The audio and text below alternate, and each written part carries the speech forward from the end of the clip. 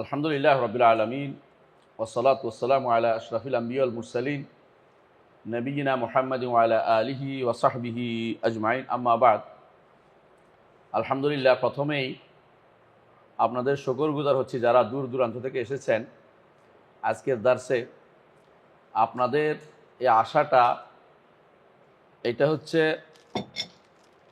হচ্ছে আল্লাহর রাস্তায় ইলম অর্জনের জন্য আশা। নবী সাল্লাল্লাহু আলাইহি সাল্লাম বলেছেন, যে কেউ ইলম অর্জনের জন্য কোনো আল্লাহর ঘরের দিকে ধাবিত হয়,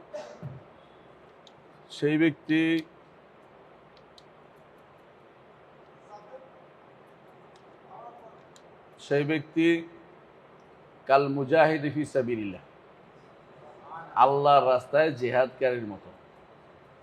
এবং মান খারাজা লিতালাবিল ইলমি ফাহুয়া ফি সাবিলিল্লাহ, আরেকটা হাদিস আছে। এবং এর সাথে যুক্ত হবে, আপনারা যারাই এসেছেন সবার জন্য ফেরেশতারা দানা বিছিয়ে দিয়েছে, কোনো সন্দেহ নেই। এবং যতক্ষণ আপনারা এখানে থাকবেন ততক্ষণ সেটা জিহাদের সমতুল্য হবে, আলহামদুলিল্লাহ। এবং এই সময়টা আপনাদের আমলনামায় লেখা হবে। আপনারা যারা এখানে বসছেন, আরেকটা ফায়দা হবে, আল্লাহ তাআলা তার কাছে যারা আছে ফেরেশতাদের কাছে আপনাদের কথা আলোচনা করবেন। আর ফেরেশতারা এই মজলিস ঢেকে রাখছে, এখানে সাকিনা নাজিল হয়, এগুলো সবই হাদিসের অংশ, আপনারা জানেন। তো এইখান থেকে আমরা যদি উপকৃত হতে পারি একে অপরকে নিয়ে, তো এটা হলো সৌভাগ্যের বিষয় যে আমরা শুধু ইলম অর্জনের জন্য এসেছি, আর একটা হয়তো ভালোবাসার কারণে। দুটেই খুবই গুরুত্বপূর্ণ, ভালোবাসা এবং ইলম। একে অপরকে ভালোবাসলেও আরশের নিচে ছায়া পাওয়া যায়। একে অপরকে ভালোবাসলে নূরের মিম্বরের উপর থাকা যায়। একে অপরকে ভালোবাসলে আল্লাহর ভালোবাসা পাওয়া যায়। ঠিক তেমনিভাবে ইলম অর্জনের জন্য বের হওয়া, এটা আমাদের অর্ডার, নবীর কাজ। একজন নবী ইলম অর্জনের জন্য বের হয়েছেন আরেক নবীর কাছে গেছে। মুসা আলাইহিস সালাতু ওয়াস সালামের মতো ব্যক্তি ইলম অর্জনের জন্য খাদিরের কাছে গেছে। চিন্তা করে দেখছেন কি জিনিস এটা? মানে এটা হলো নবীদের কাজ। ইলম অর্জন ছাড়া দুনিয়া অন্ধকার, জগতের আলো হচ্ছে ইলম। আর সেই ইলমটা হচ্ছে ওয়াহির ইলম, যে কোনো ইলম নয়। আল্লাহ তাআলা তৌফিক দান করুন। আপনার আসার আগে আমরা যে বইটি থেকে পড়ছিলাম সেটা শোনাই। আপনারা ওই দিন যেটা পড়ছিলেন ওটা আমরা শেষ করে ফেলেছি। আমরা নতুন আরেকটা বই শুরু করেছি, সেটা হচ্ছে ইমাম আবু যুরআ আর রাজি এবং ইমাম আবু হাতিম আর রাজি, এদেরকে দুইজনে একসাথে বলে রাজিয়াইন। এই দুই রাজি ইসলামের, এদেরকে বলা হয় সিফা সালাফ। এরা কোনো বিষয়ে একমত হলে সেটা হয় প্রমাণ, হুজ্জত। ইমাম আহমদ ইবনে হাম্বলের পরে এই দুইজনের বিষয়ে সবাই একমত যে এরা ছিল সেরা ব্যক্তিত্ব। আর দুইজনে যে বিষয়ে আকীদা পোষণ করত, যে ঈমান পোষণ করত, সেই বিষয়টা আমরা দুই দিন ধরে পড়ছিলাম, মানে একদিনে 2 দিন পড়ছিলাম, তাই না? 2 দিনে পড়ছিলাম। তো আপনারা আসার কারণে আমরা সেই ধারাবাহিকতা রক্ষা করে আলোচনা করবো ইনশাআল্লাহ। আশা করি তা দ্বারা আমরা উপকৃত হব সবাই। ইমাম আবু যুরআ আর রাজি এবং ইমাম আবু হাতিম আর রাজি, তাদের এই বইটা, তাদের এই বক্তব্যটা বর্ণনা করছেন ইমাম ইবনে আবি হাতিম, অর্থাৎ আবু হাতিমের ছেলে আবু মুহাম্মদ আব্দুর রহমান ইবনে আবি হাতিম, তিনি এটা বর্ণনা করতেছেন। আপনারা জানেন যে মুহাদ্দিসদের রীতি অসাধারণ। মুহাদ্দিসরা কোনো কিছু বর্ণনা করলে এমনি ছাড়ে না, বলে যে আমি এটার উপর অমুককে পেয়েছি, একদম শেষ পর্যন্ত না দিয়ে ছাড়ে না। তো ওনারা বলছেন দুইজনেই যে আমরা ইরাকে, শামে, হেজাজে, বিভিন্ন জায়গায় দেশে দেশে ঘুরে যে আকীদার উপর মানুষদেরকে পেয়েছি সে আকীদা বর্ণনা করব। তারপর তারা বলেছেন, প্রথম আল ঈমান ও কাওলুন ও আমাল। ঈমান হচ্ছে কথা ও কাজের নাম, বাড়ে ও কমে। তারপর তারপর আল্লাহর কালাম নিয়ে কথা বলেছেন। যে আল্লাহর কোরআন, কোরআন যে আল্লাহর কালাম, এটা নিয়ে কথা বলেছে। কোরআন আমাদের কাছে থাকা যে কোরআনটা, এটা তো আল্লাহর কালাম, এই কথাটা অস্বীকার করে একটা গোষ্ঠী আছে। ঠিক ঈমান কথা ও কাজের নাম, এটা অস্বীকার করে একটা গোষ্ঠী আছে। আমাদের দেশে শতকরা 90% মানুষ ঈমানকে কথা ও কাজ বলে না, ঈমানকে শুধু কথা বলে। আর ঠিক বাড়ে না কমে না আমাদের দেশের মানুষও বলে, 90% মানুষ। তো ওনারা বলছে ঈমান বাড়েও কমে, আমরা এটা সব জায়গায় পেয়েছি, সমস্ত জায়গায় আমাদের কাছে এটাই ছিল, সব যেখানে গেছি সেখানে এটা পেয়েছি। এই মাসআলাটা ইমাম বুখারী বলেছিলেন যে আমি 1000 মুহাদ্দিস থেকে হাদিস নিয়েছি, কিন্তু যে কেউ বলবে যে ঈমান বাড়ে না কমে না, ঈমান কথা ও কাজের নাম না, তার থেকে হাদিস নেই। এর অর্থ হচ্ছে তারাও চিন্তা করতেন, তারাও তখনকার সময় যে তারা মুহাদ্দিস সহি আকীদা ও মানহাজে তাদের থেকে হাদিস নিতেন, যার তার থেকে হাদিস নিতেন না, যার তার থেকে বসা বসেই চলতো না, কারোর কাছ থেকে পাইলেই নিতেন না, তারা ওসব বাছাই করে নিতেন যে কার থেকে আমরা ইলম নেব। এই জন্য ইবনে সিরিন রহমতুল্লাহ আলাইহি সে বক্তব্য, ইন হাযাল ইলমা দীনুন ফানজুরু আম্মান তাখুযুনা দীনাকুম, এই দিন, এই ইলম হচ্ছে দিন, এই ইলমটা যে অর্জন করছো এটাই দিন, তুমি দিন কার থেকে নিচ্ছ এটা তুমি ভালো করে পরীক্ষা করে দেখো, কারণ যেটা নিচ্ছ দিন হিসাবে নিচ্ছ তুমি, এটা এখন যদি কোনো ভুলটা নাও, ভুল দিন পালন করবে তুমি। এই জন্য এটা বলতেন। এটা বর্ণনা কোনো কোনো বর্ণনায় রাসূলুল্লাহ সাল্লাল্লাহু আলাইহি ওয়াসাল্লাম থেকে বর্ণিত, সেটা বর্ণনাটা দুর্বল, এই জন্য আমরা ইবনে সিরিন বক্তব্য থেকে বলতেছি। ইবনে সিরিন রহমতুল্লাহ আলাইহি এই কথাটা বলেছেন, এবং এটা ইমাম মুসলিম রহমতুল্লাহ তার মুকাদ্দিমার মধ্যে নিয়ে আসছেন, ভূমিকার মধ্যে নিয়ে আসছেন কিতাবে। এটা প্রসিদ্ধ বাণী, আপনারা জানেন। সুতরাং ইমামরা যা বলেছেন, যে প্রথম 1 নম্বর কথা বলছে যে ঈমান কাকে বলে। বিশ্বাস করুন, ঈমান যদি শুদ্ধভাবে কেউ জানে, অধিকাংশ আকীদা শুদ্ধ হয়ে যায় মানুষের। ঈমানটাই তো শুদ্ধ করে জানে না, ঈমানটাই শুদ্ধ করে যায়। অধিকাংশ মানুষ ঈমান অর্থ বিশ্বাস মনে করে, অথচ ঈমান অর্থ বিশ্বাস না, ঈমান অর্থ স্বীকৃতি প্রদান করা। যারা ঈমান অর্থ বিশ্বাস করে তারা প্রথমেই হেরে গেছে, আকীদা বিশ্বাসে ভুল করে বসেছে, এরপরে যত কিছু হবে ভুল করবে। যারা ঈমানকে কথা ও কাজ বলবে না, এরা কাজের ঈমান মনে করে না, এই জন্য সালাত আদায় করে না, তারপরে ঈমান থাকে যায় তাদের। আল্লাহর দিন মানে না, ঈমান থেকে যায়। শরিয়া মানে না, ঈমান থেকে যায়। এবং বাগাড়ম্বর করে বলতে পারে কেউ কেউ যে আমরা শরিয়া মানি না, নাউযুবিল্লাহ, এই জাতীয় কথাও তারা বলতে পারে অনেকেই, কারণ তারা বুঝেই না যে ঈমান কেমনে আসে আর ঈমান কেমনে যায়। তো ঈমান কথা ও কাজের নাম। 1 নম্বর কথা, ঈমান বাড়ে ও কমে, এগুলি সব দলিল দিয়ে সাব্যস্ত, কোরআন হাদিস দলিল দিয়ে, কোরআন হাদিস দলিল দিয়ে সাব্যস্ত। এগুলি দীর্ঘ করে আলোচনা করতে চাই না, কারণ আলোচনা করেছি, ছাত্ররা জেনেছে।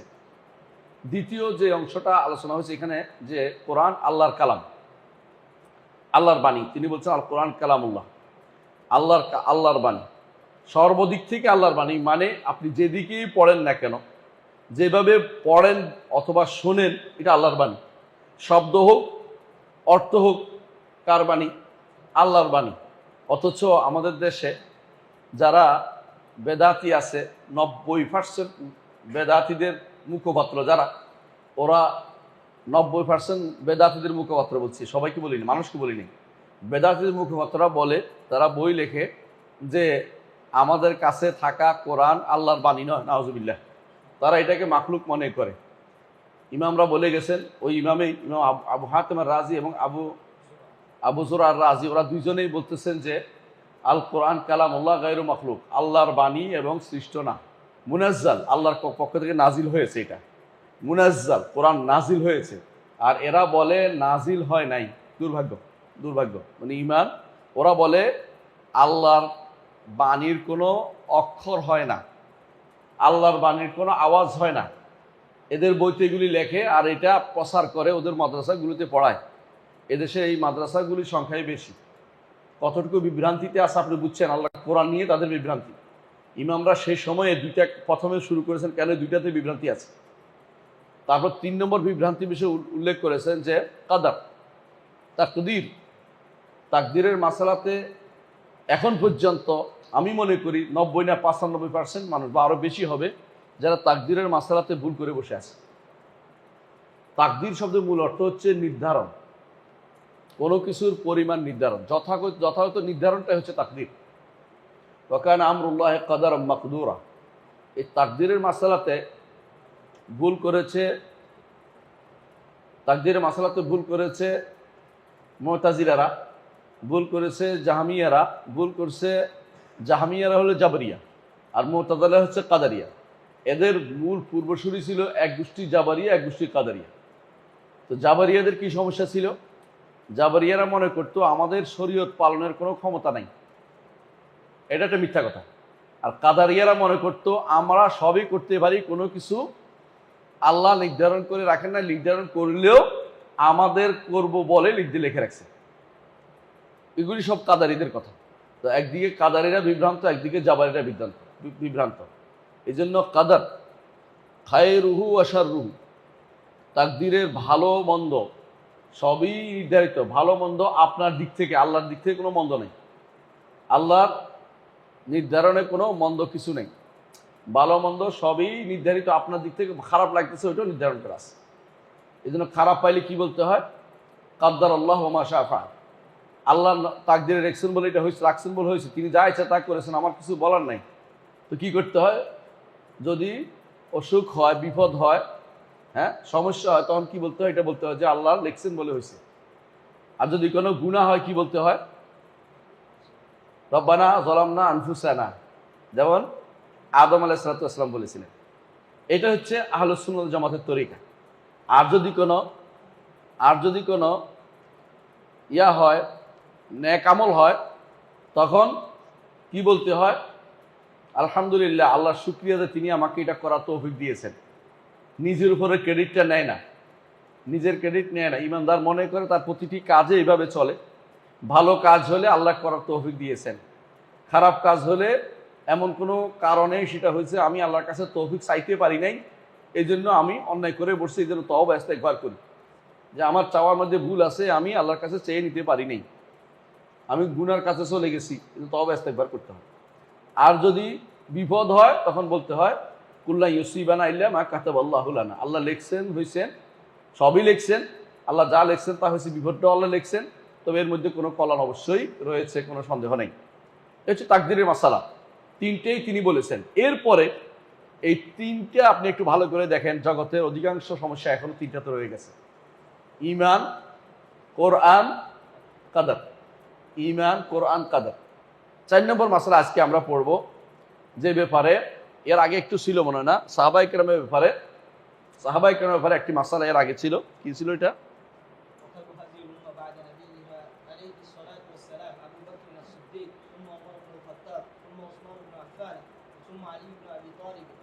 وهم الخلفاء الراشدون المهديون وأن العشرة الذين سماهم رسول الله صلى الله عليه وسلم وشهد لهم بالجنة وعلى ما شهد به رسول الله صلى الله عليه وسلم وقوله الحق. قوله الحق বলতে এটাই যে রাসূলুল্লাহ সাল্লাল্লাহু আলাইহি ওয়াসাল্লাম, আল্লাহ তাআলা রাসূলুল্লাহ সাল্লাল্লাহু আলাইহি ওয়াসাল্লাম যাদের জন্য জান্নাতের সুসংবাদ দিয়েছেন, এরা উম্মতের মধ্যে রসুলের পরে শ্রেষ্ঠ মানুষ হচ্ছেন 4 খলিফা, এবং এরা হচ্ছে খোলাফায়ে রাশিদিন বলে এদেরকে। রাসূলুল্লাহ সাল্লাল্লাহু আলাইহি ওয়াসাল্লামের খলিফায়ে রাশেদ, অর্থাৎ রাসূলুল্লাহ সাল্লাল্লাহু আলাইহি ওয়াসাল্লামের পরবর্তী পথ প্রদর্শক, যারা পথ দেখিয়েছেন, নিজে পথ প্রাপ্ত, হেদায়েত প্রাপ্ত এবং পথ দেখিয়েছেন, তারা এরা উম্মতের মধ্যে শ্রেষ্ঠ ব্যক্তিত্ব। কে? আবু বকর, ওমর, ওসমান, আলী। এই জায়গাতেও একটা বিশাল গোষ্ঠী বের হয়ে গেছে এই জায়গাতে ভুল করে। এরা কারা? শিয়া একদিকে, খারেজি আরেকদিকে, নাসিবি আরেকদিকে। এই 3 গোষ্ঠী এখান থেকে বেরিয়ে গেছে। এটা দ্বারা বোঝা যাচ্ছে যে এইভাবেই উম্মতের মধ্যে ফেরকা বা বের হয়ে যায়, আহলুস সুন্নাত ওয়াল জামাতের আকীদা মানহাজ থেকে সরে গেলেই বেরিয়ে যায়। এটা হলো বিশ্বাস করতে হবে। শিয়ারা, খারেজিরা আর হলো নাসিবিরা এইভাবে বেরিয়ে যাচ্ছে। নাসিবি মানি যারা আলীর বিরুদ্ধে দাঁড়ায়, আর খারেজি মানি যারা ওসমান, আলী উভয়ের বিরুদ্ধে দাঁড়ায়। আর শিয়ারা আবু বকর, ওমর, ওসমানের বিরুদ্ধে দাঁড়ায়। এমনকি শুধু এটা নয়, শিয়ারা মুষ্টিমেয় 10 জন ছাড়া সমস্ত সাহাবীকে কাফের বলে, নাউজুবিল্লাহ। এই শিয়ারা কোথাকার বাসিন্দা বলেন তো? ইরানের বাসিন্দা। এবং বাংলাদেশের শিয়ারাও তাই, পাকিস্তানের শিয়ারাও তাই। যেখানে যেখানে এখন শিয়ারা আছে, এখন আর রাফেজি শিয়া ছাড়া কোনো শিয়া খুব একটা নাই। খুব কম হাতে গোনা কিছু শিয়া আছে ইয়েমেনে, যাদেরকে বলা হয় জাইদি শিয়া। এরা ছাড়া আর বাকি সারা বিশ্বের বেশিরভাগ শিয়াই হচ্ছে রাফেজি শিয়া। এরা সাহাবায়ে কেরামকে তাকফির করে, কাফের বলে, নাউজুবিল্লাহ। যারা সাহাবায়ে কেরামকে কাফের বলবে তারা তারা নিজেরা ইমানের ভিতরে আছে কিনা একটু শুনে দেখেন। ইমাম আবু যুর আর রাজি রাহমাহুল্লাহ বলেন, তুমি যদি কাউকে দেখো যে কোনো সাহাবীকে কেউ ইয়ান্তাকিস, কারো সাহাবীর মর্যাদার ব্যাপারে, কোনো একজন সাহাবীর মর্যাদার ব্যাপারে কোনো উচ্চবাচ্য করেছে, ফাআলাম আন্নাহু জিন্দিক, জেনে রাখো সে হচ্ছে জিন্দিক। জিন্দিক মানে হচ্ছে মুনাফেক। জিন্দিক আর মুনাফেক মধ্যে পার্থক্য কি? মুনাফেক প্রকাশ করে না, জিন্দিক অন্তরের এটা প্রকাশ করে বিভিন্নভাবে, আরো এটা দিয়ে ছড়াই দিতে চায়, এরা হলো জিন্দিক। সে যদি কোনো পেটের ভিতরে রাখতে বলতাম মুনাফেক, সে অন্যায় পেটের ভিতরে যে শত্রুতা আছে ঈমান এবং দ্বীনের বিরুদ্ধে, সেটাকে দিয়ে সে ছড়াই দিয়েছে সারা দুনিয়াতে, এই জন্য সে জিন্দিক। এরা ইসলামকে ক্ষতি করতে চায়, প্রকাশ্যে নিয়ে আসতে চায় ইসলামের ক্ষতিটাকে। এই জন্য রাফেজিরা হচ্ছে জিন্দিক, জানা দেখা। এরা সবচেয়ে ক্ষতি করেছে দিন ও দুনিয়ার এখন পর্যন্ত। ইসলামের সবচেয়ে বেশি ক্ষতি করেছে রাফেজিরা। এখন অন্যান্য ফেরকাগুলি ধীরে ধীরে কমে যায়, কোথাও ঢুকে, কিন্তু রাফেজিরা ঠিকই একটা বিশাল একটা জায়গা দখল করে, একটা বিশাল সাহিত্য রচনা করে, বই রচনা করে, আকীদা গ্রন্থ রচনা করে, মানুষ হত্যা করে, মিলিয়ন মিলিয়ন মানুষ হত্যা করে, তারা কিন্তু এখনো টিকে আছে। কথা কি বুঝতে পারছি? মানে আপনারা জানেন যে এরা এমন কোনো অপকর্ম নাই যা করে নাই। এর উপর আমার একটা খুতবা ছিল যে এ পর্যন্ত কত জায়গাতে তারা অপকর্ম করেছে, একটা খুতবা আছে আমার, দেখে নেবেন যে রাফেজিদের দ্বারা ইসলামের কি কি ক্ষতি হয়েছে। এত ক্ষতি অন্য কেউ করতে পারে নাই রাফেজির দ্বারা। কারণ অন্যরা কি করে, ধরা পড়লে বলে যে না না আমি এরকম না বলে, কিন্তু রাফেজিরা তাকিয়া বলে, তাকিয়া করে, মিথ্যাচার করে, এরকম না বলে কিন্তু আবার এরকম কষ্টও করে। এখন আপনি যদি এখন যেহেতু এমন একটা যুগ যেখানে বলা হয় আসল মালুমাত আল মুতাফাজ্জিরা, অর্থাৎ মানুষের কাছে মিডিয়া এমন বেশি পরিমাণ পৌঁছে গেছে, মানুষ লুকোচুরি করতে পারে না।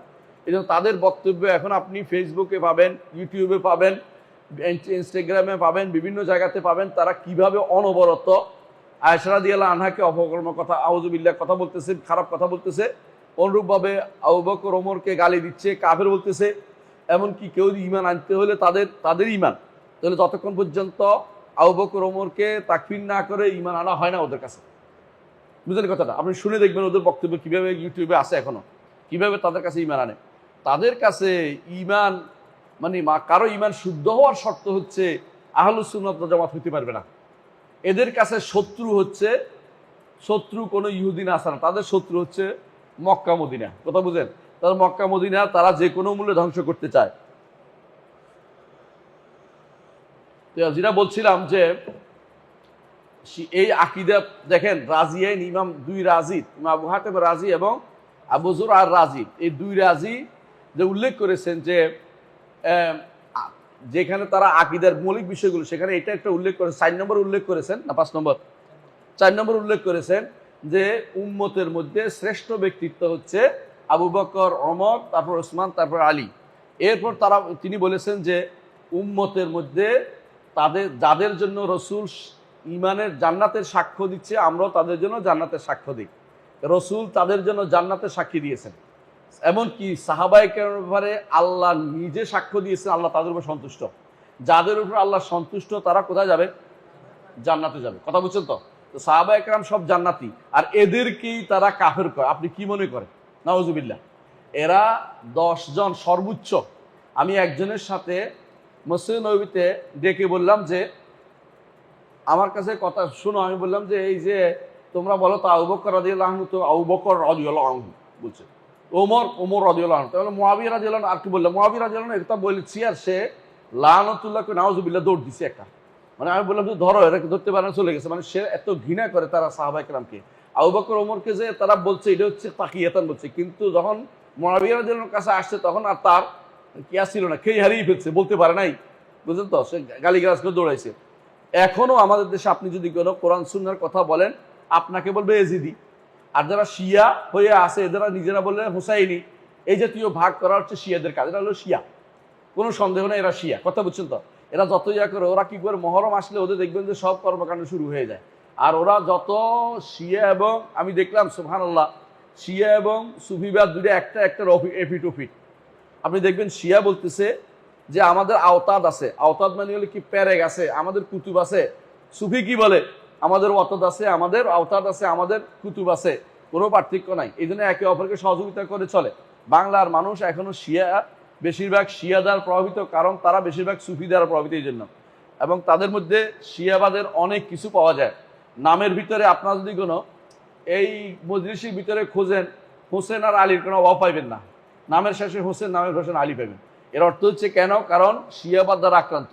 একটাই তো নাম হওয়া দরকার, কিন্তু যেটাই নাম রাখেন শেষে হোসেন একটা লাগাই দেন। কেন?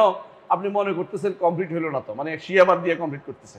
অনেক সময় না জেনে করে, কারণ বাপদাদা এইভাবে রেখে আসছে, এইভাবে করে। অনেক সময় জেনে করে।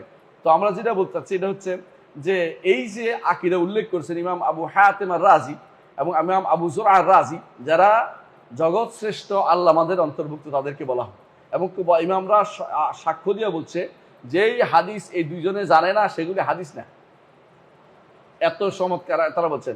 তারা হাজার হাজার হাদিস, হাজার হাজার, কেউ বলছে যে 60,000, কেউ 70,000 বলছে। হাদিসটা এত না, এগুলো হচ্ছে হাদিসের সনদ যত আছে ওরা একটা হাদিস ধরে। একটা হাদিস যদি 10টা সনদ ধরে তো 10টা হাদিস ধরে তারা, কারণ 10টা হাদিস ভিন্ন ভিন্ন। এক হাদিস আসলে 10টাই মূলত, কারণ এটা একজন বর্ণনা করছে। তো এই জন্য তারা এইভাবে ধরে। তারা বলছে এক একজন তারা লক্ষ লক্ষ হাদিসের হাফেজ, কারণ তারা সনদের বর্ণনা কিভাবে করছে। তাদের সনদ আপনি আশ্চর্য হবেন। আবু যুরআ রাজি রহমতুল্লাহ আলাইহির কথা আমি গতকাল ফেসবুকে দিয়েছি।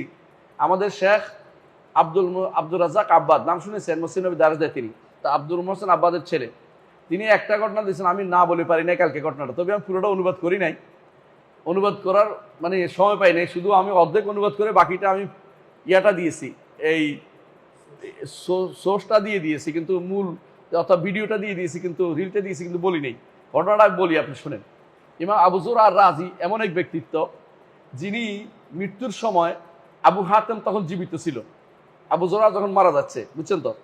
তো আবু হাতেম জীবিত, দুইজন তো বন্ধু, দুইজনের হাদিস সংগ্রহের জন্য সারা দুনিয়া চষে বেড়াইছে এবং জমা করছে। তাদের ছাত্ররাই সবকিছু জমা করেছে, সবকিছু রেজাল্টগুলি তারা বলে, কে কোন ভালো মন্দ সব বলতে মুখস্থ তাদের এগুলি। তো মৃত্যুর সময় আবু হাতেম আর রাজির কাছে আরেকজন আসে বললো যে এই যে আবু যুরআ মারা যাচ্ছে, আমরা তো তাকে তালকিন করা দরকার। তালকিন তো বুঝেন কি, লা ইলাহা ইল্লাল্লাহ মনে করাই দেওয়া দরকার। তো এখন আবু হাতেম বলতেছে আমার সাহস নাই, কারণ এই লোকের মনে করে দিতে হবে, এটা আমার মাথায় আসতেছে না। কারণ আমি যদি এখন বলতে যাই তো এটা বেয়াদবি হয় কিনা, আমি এটা বলতে চাচ্ছি না। তো আরেকজন বলতেছে একটা বুদ্ধি করি। কি বুদ্ধি? আমরা দুইজনে যে ওখানে এই হাদিসটার সনদ বলতে আরম্ভ করি, হাদিসটা আলোচনা করি, আমরা দুজনে পাশাপাশি বসে বসে আলোচনা করব। তো তিনি আলোচনা করলেই তার মনে হবে হাদিসটার কথা, অথবা আমরা আমাদের থেকে শুনলে তিনি বুঝবেন যে হাদিসটা আমাদের এখন লা ইলাহা ইল্লাল্লাহ বলা দরকার, বুঝছেন তো। বলতেছে আমরা দুইজন গেলাম, যে ওখানে মাথার কাছে বসছি, বসে আমরা দুইজনে একে অপরে আলোচনা করতেছি, হাদ্দাসানা ফুলান আন ফুলান আন ফুলান।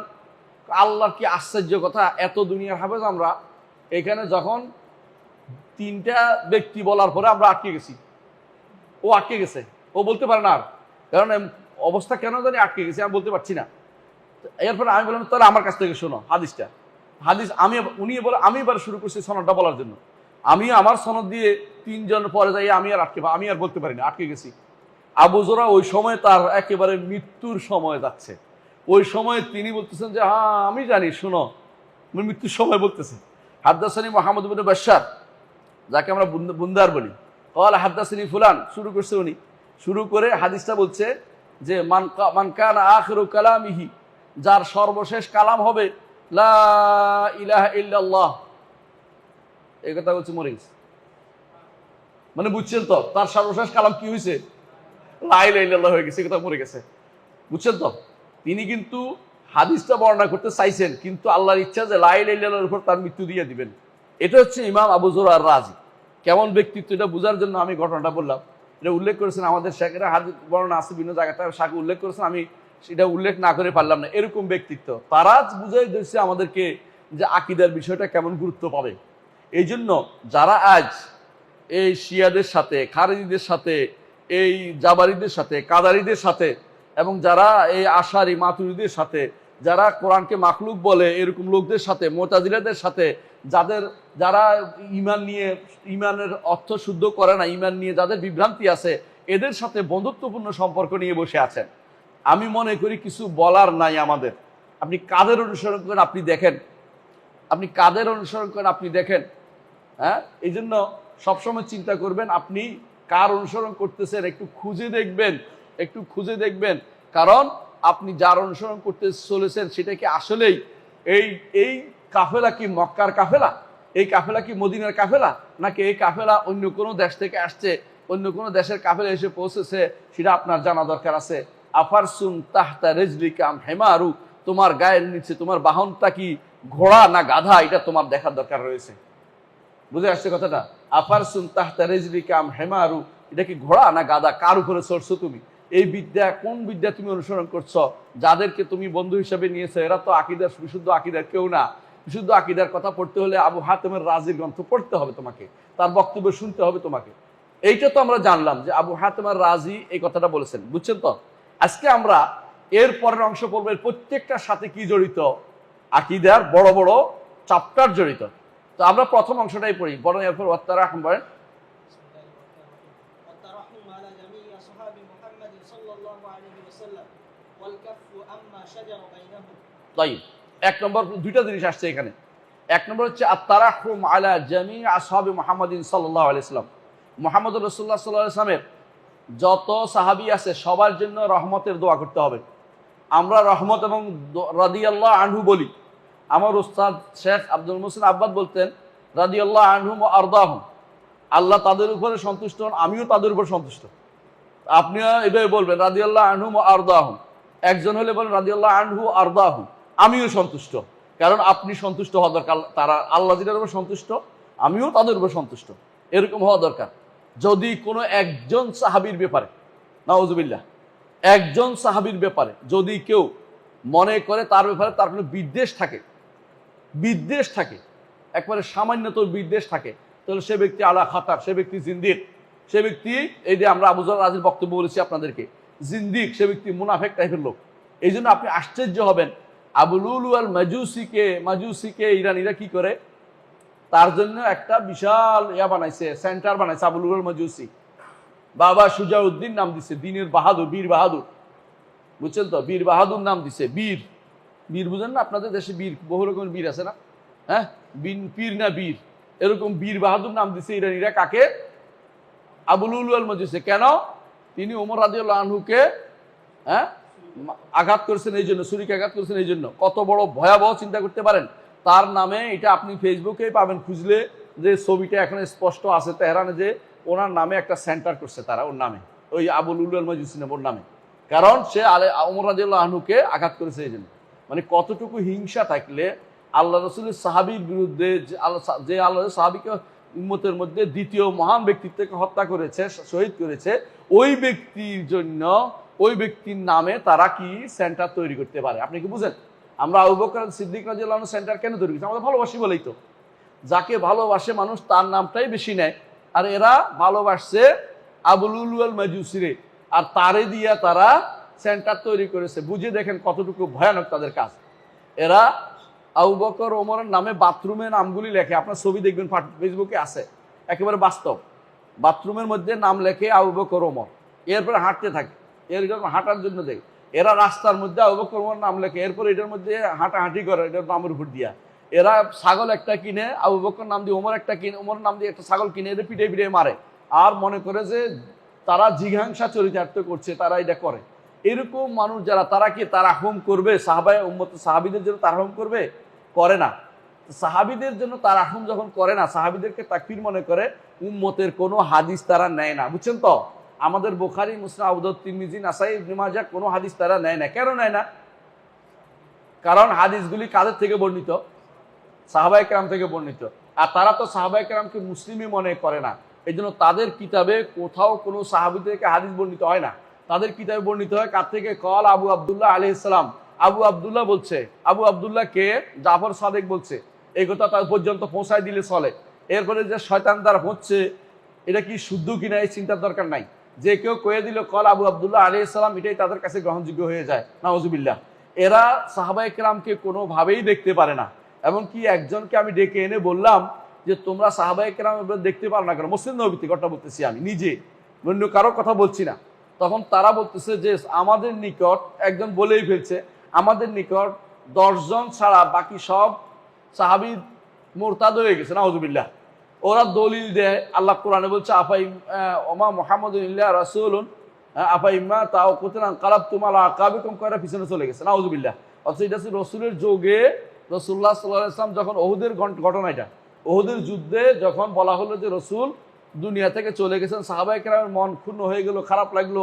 সাহাবায়ে কেরাম বিভিন্ন রকমের কথা বলতে লাগলো, কি হবে কি হবে, মানে তাদের হতাশ অবস্থা।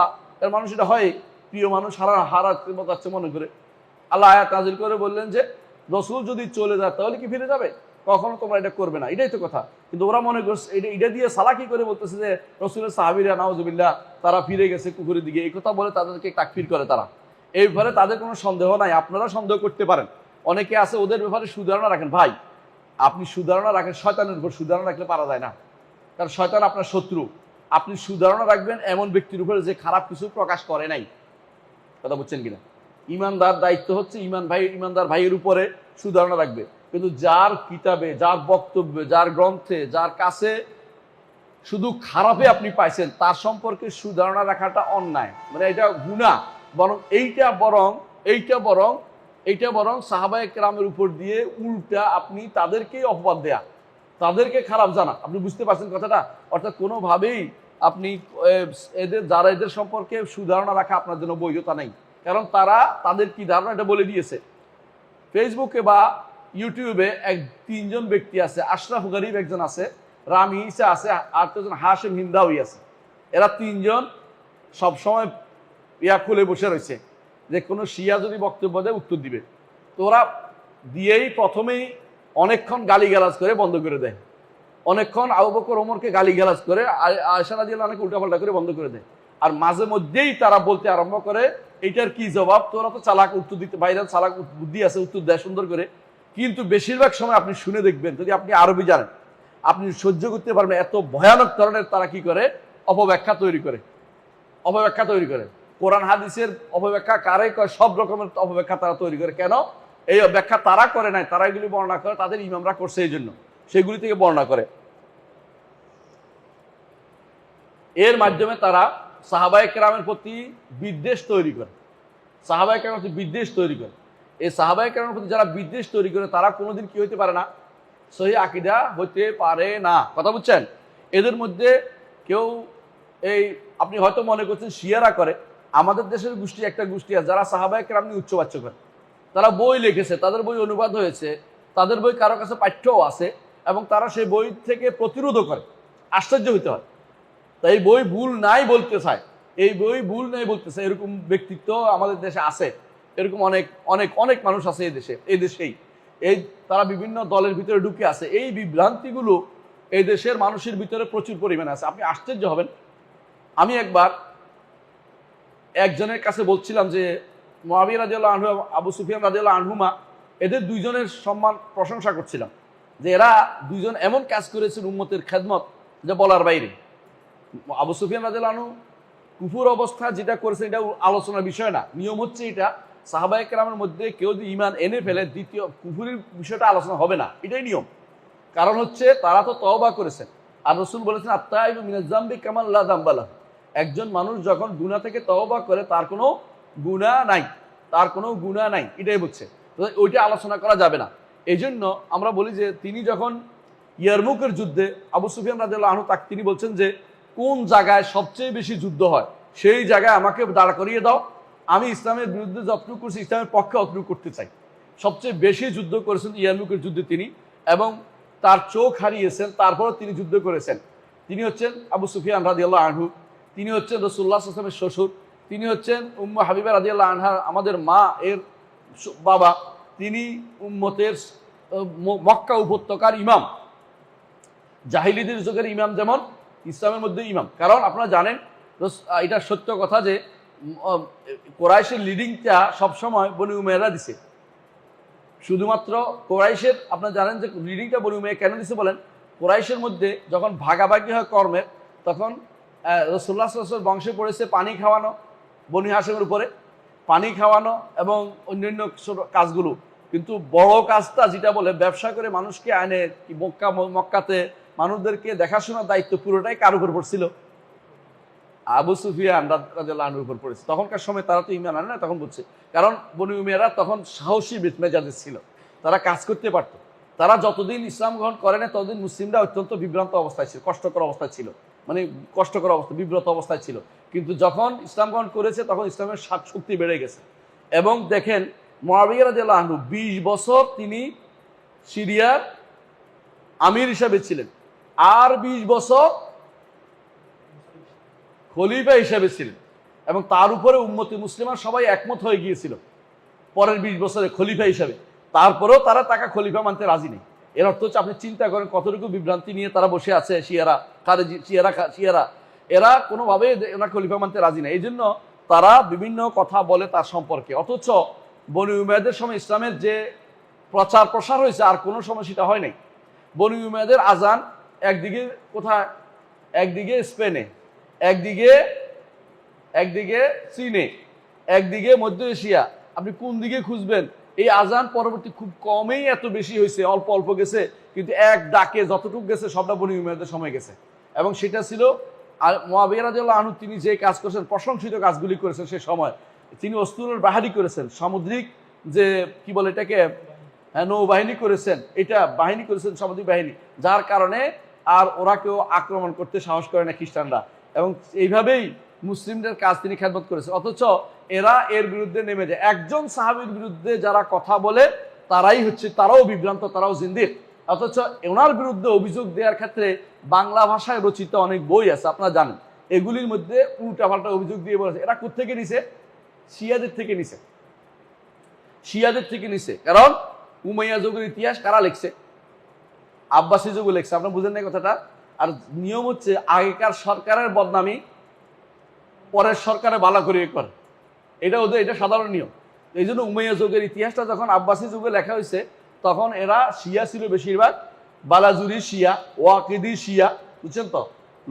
আবু মেখনাফ লুত ইবনে ইয়াহিয়া এটাও শিয়া, সাইফ ইজেন বোধহয় এটাও শিয়া। এইভাবে দেখা গেছে একটা বিশাল গোষ্ঠী যারা তখনকার সব ইতিহাস লিখেছে বেশিরভাগ শিয়া। এমনকি যে বড় বড় ইতিহাস গ্রন্থ লিখেছে, আখবারুজ্জামান এই জাতীয় যেগুলি লিখেছে, এগুলি মাআদিন জাহাব যেগুলি লিখেছে সবগুলি লেখক বেশিরভাগ শিয়া ছিল। তো শিয়ারা যখন ইতিহাস লেখক হয় তারা কি ভালো লিখবে? কোনো দিনই লিখবে না। এই জন্য সুন্নিদের কিতাবে এগুলি খুব একটা সুন্নিরা বর্ণনা করে, শিয়ারা বলে, কিন্তু মূল যারা লেখক তখনকার সময় ইবনে সাদ, তবকাত ইবনে সাদ বা এরা যারা লিখছে এরা কিন্তু এগুলি লেখে না, কিন্তু শিয়ারা এগুলি লিখছে, বুঝছেন তো? এই জন্য বোঝা গেছে যে বা ইবনে হিশাম লেখেন না, কিন্তু পরবর্তী যারা জেনারেশন শিয়ারা এগুলি বেশি করে মিথ্যা কথা লিখছে। আর যারাদের জ্ঞান নাই সত্য মিথ্যা, তারা ওইগুলি এনে বাংলা ভাষায় বই লিখছে। আপনাদের অনেক বইতে যারা পড়ায়, বিভিন্ন ইনস্টিটিউটে পড়ায় না, মাদ্রাসা প্রতিষ্ঠান বা ইউনিভার্সিটি শিক্ষায়তনে পড়ায়, ওগুলির মধ্যে এগুলি পাঠ্য করে ফেলছে। এখন একটা বিশাল গোষ্ঠী তৈরি হয়েছে যারা সাহাবীদের বিদ্বেষী তৈরি হয়ে গেছে। কিভাবে হয়েছে বুঝছেন তো? অথচ ইমাম আবু হাতিম আর রাজি বলছেন, আবু যুরা আর রাজি বলছেন যে ওয়াত্তারাহুম আলা জামি আসহাবি মুহাম্মাদিন সাল্লাল্লাহু আলাইহি ওয়াসাল্লাম, মুহাম্মদ রাসূলুল্লাহ সাল্লাল্লাহু আলাইহি ওয়াসাল্লামের সমস্ত সাহাবীদের উপর রহমতের জন্য দোয়া করতে হবে। এটা আল্লাহ আমাদেরকে শিখিয়ে দিয়েছেন।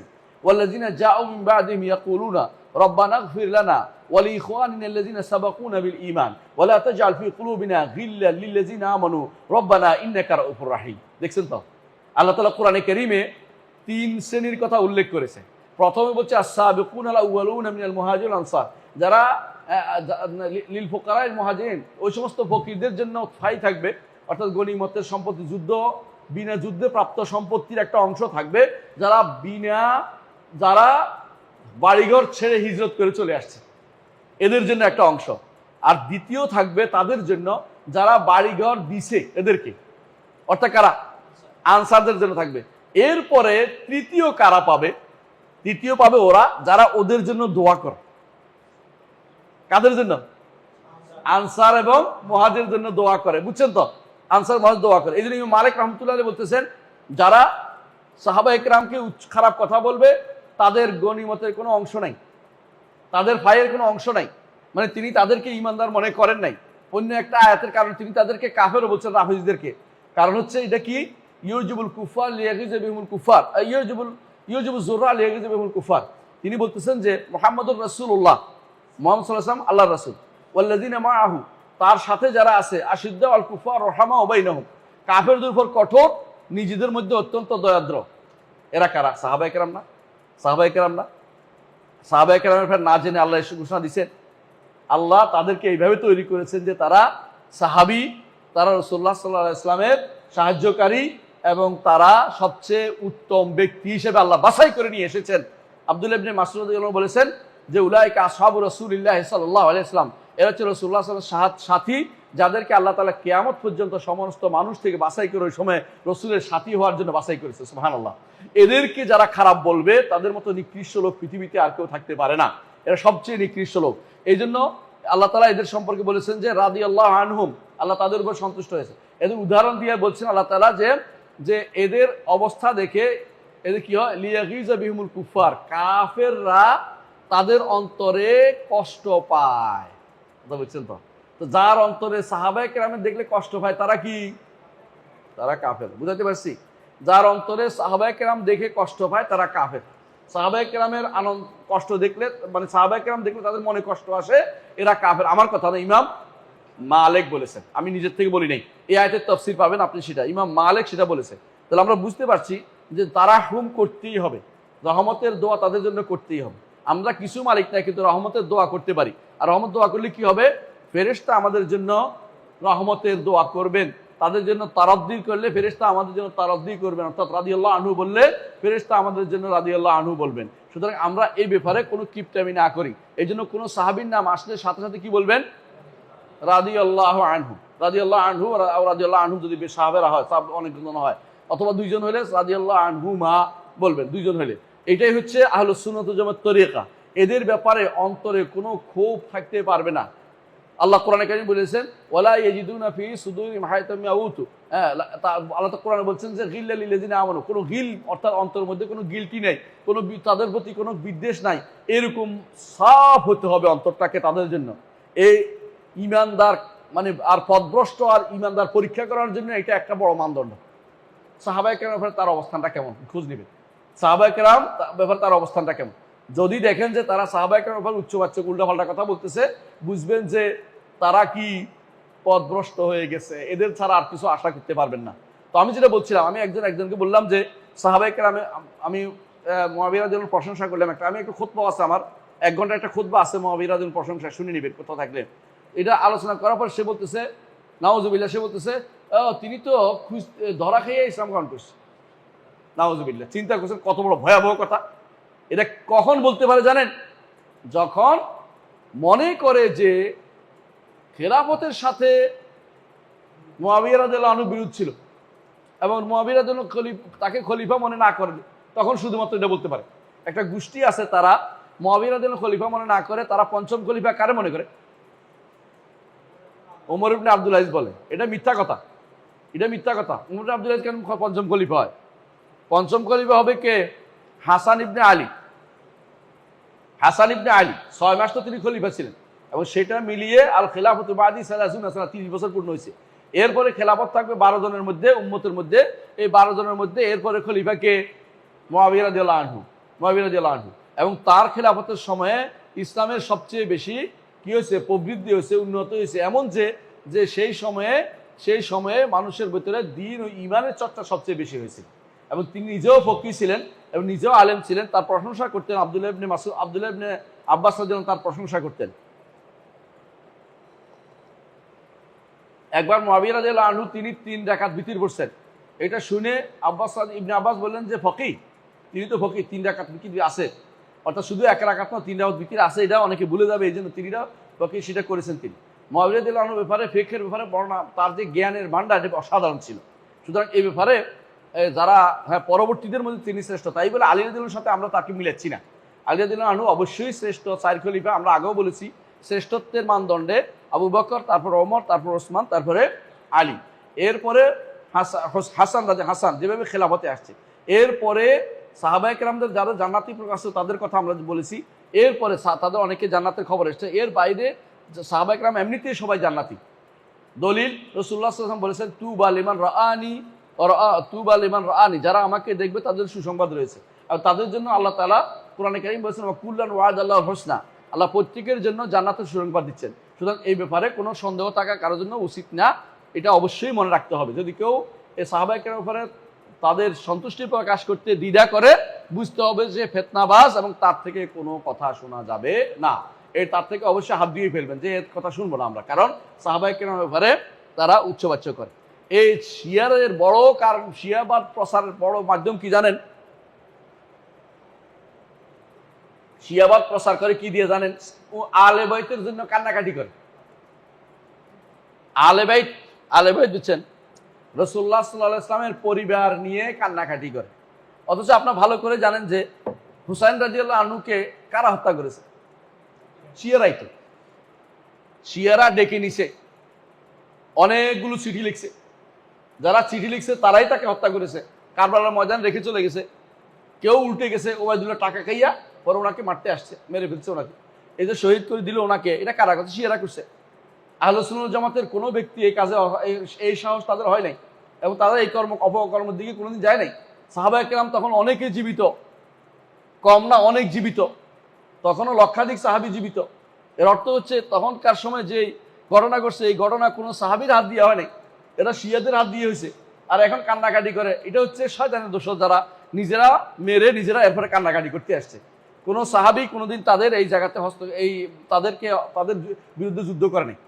কোনো সাহাবী হুসাইন রাদিয়াল্লাহু আনহুর বিরুদ্ধে যুদ্ধ করে নাই। তাহলে সাহাবায়ে কেরামের দোষটা কি? সাহাবায়ে কেরামের দোষ এটাই যে সাহাবায়ে কেরাম পারসিক মাজুসি সাম্রাজ্যকে তছনছ করে দিয়েছে। কথা বুঝছেন তো? মানে পারস্যের যে শাসকদের বহু বছরের ইতিহাসটাকে তারা তছনছ করে দিয়েছে। একজন সাহাবী ছিলেন হেলাল রাদিয়াল্লাহু আনহু, তিনি একাই, তারা যার খুব প্রশংসা করে রুস্তমের তিনি একাই মেরে ফেলছে। এক সাহাবী, একজন বেদুইন সাহাবী যদি কোনো একটা রুস্তম ফলোয়ান নাম দিয়ে যারা মেরে ফেলতে পারে, আপনি বুঝেন না সাহাবায়ে কেরামের বিরুদ্ধে তাদের নামার কারণটা কি?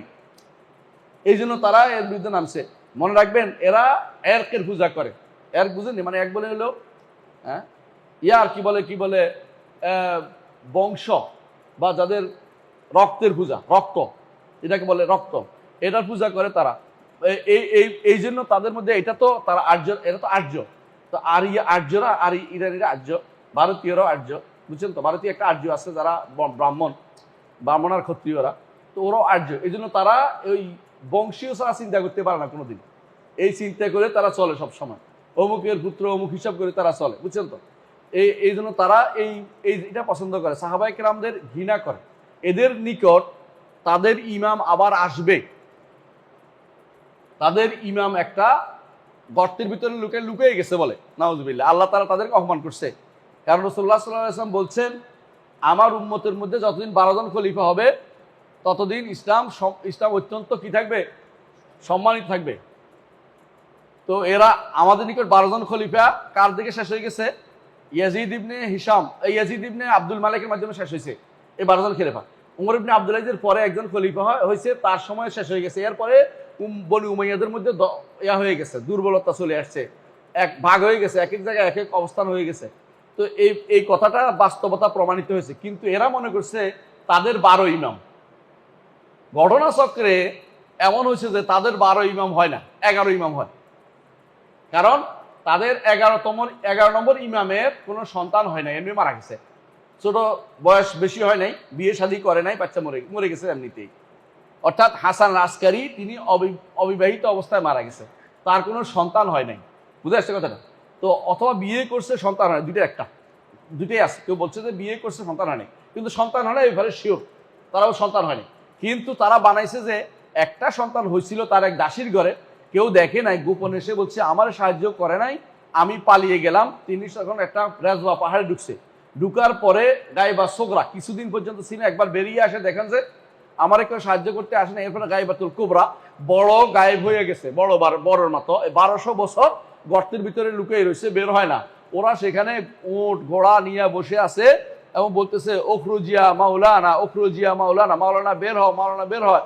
মাওলানা তো আর বের হয় না, কারণ মাওলানা তো এখানে নাই, মাওলানা বেরোবে কোথেকে?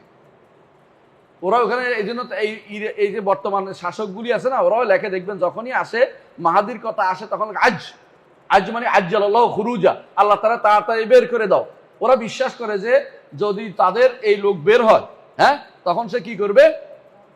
হ্যাঁ, কাবা ধ্বংস করবে। প্রথম কথা কাবা ধ্বংস করবে, দ্বিতীয় কথা আরবদের হাত কেটে দিবে, তৃতীয় কথা বনি সাহেবের হাত কাটবে, হাত কেটে সাবিটা দখল করবে, কাবার সাবি দখল করবে। এরপরে তারা আবু বকর ওমরকে লাশকে কবর থেকে তুলে আইনা লটকায়া শুলে দিবে। মানে এটি হচ্ছে তাদের কাজ, বুঝছেন তো? তাদের ইমাম বেরে এগুলি করবে। আর আমাদের মাহাদি বেরে কি করবে? দাজ্জালের বিরুদ্ধে যুদ্ধ করবে। আর এদের তথাগত মাহাদি বের হইয়া আরবদেরকে কচুকাটা করবে। কারণ আরবরা তাদের দেশ তছনছ করেছে, এই জন্য তাদের দেশ ধ্বংস করেছে। এই জন্য বুঝেন কতটুকু হিংসা বিদ্বেষ থাকলে এটা করতে পারে।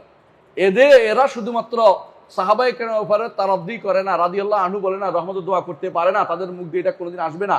ঠিক তাদের অনুসারীদের মধ্যে একটা গোষ্ঠী আছে যারা সাহাবায়ে কেরামের কারো বিরুদ্ধে তাদের কি আছে? অভিযোগের কোনো পাহাড়, অভিযোগের কোনো শেষ নাই। তারা ওসমান রাদিয়াল্লাহুর বিরুদ্ধে আজেবাজে অভিযোগ দেয়, তারা মুআবিয়া রাদিয়াল্লাহুর বিরুদ্ধে আজেবাজে অভিযোগ দেয়।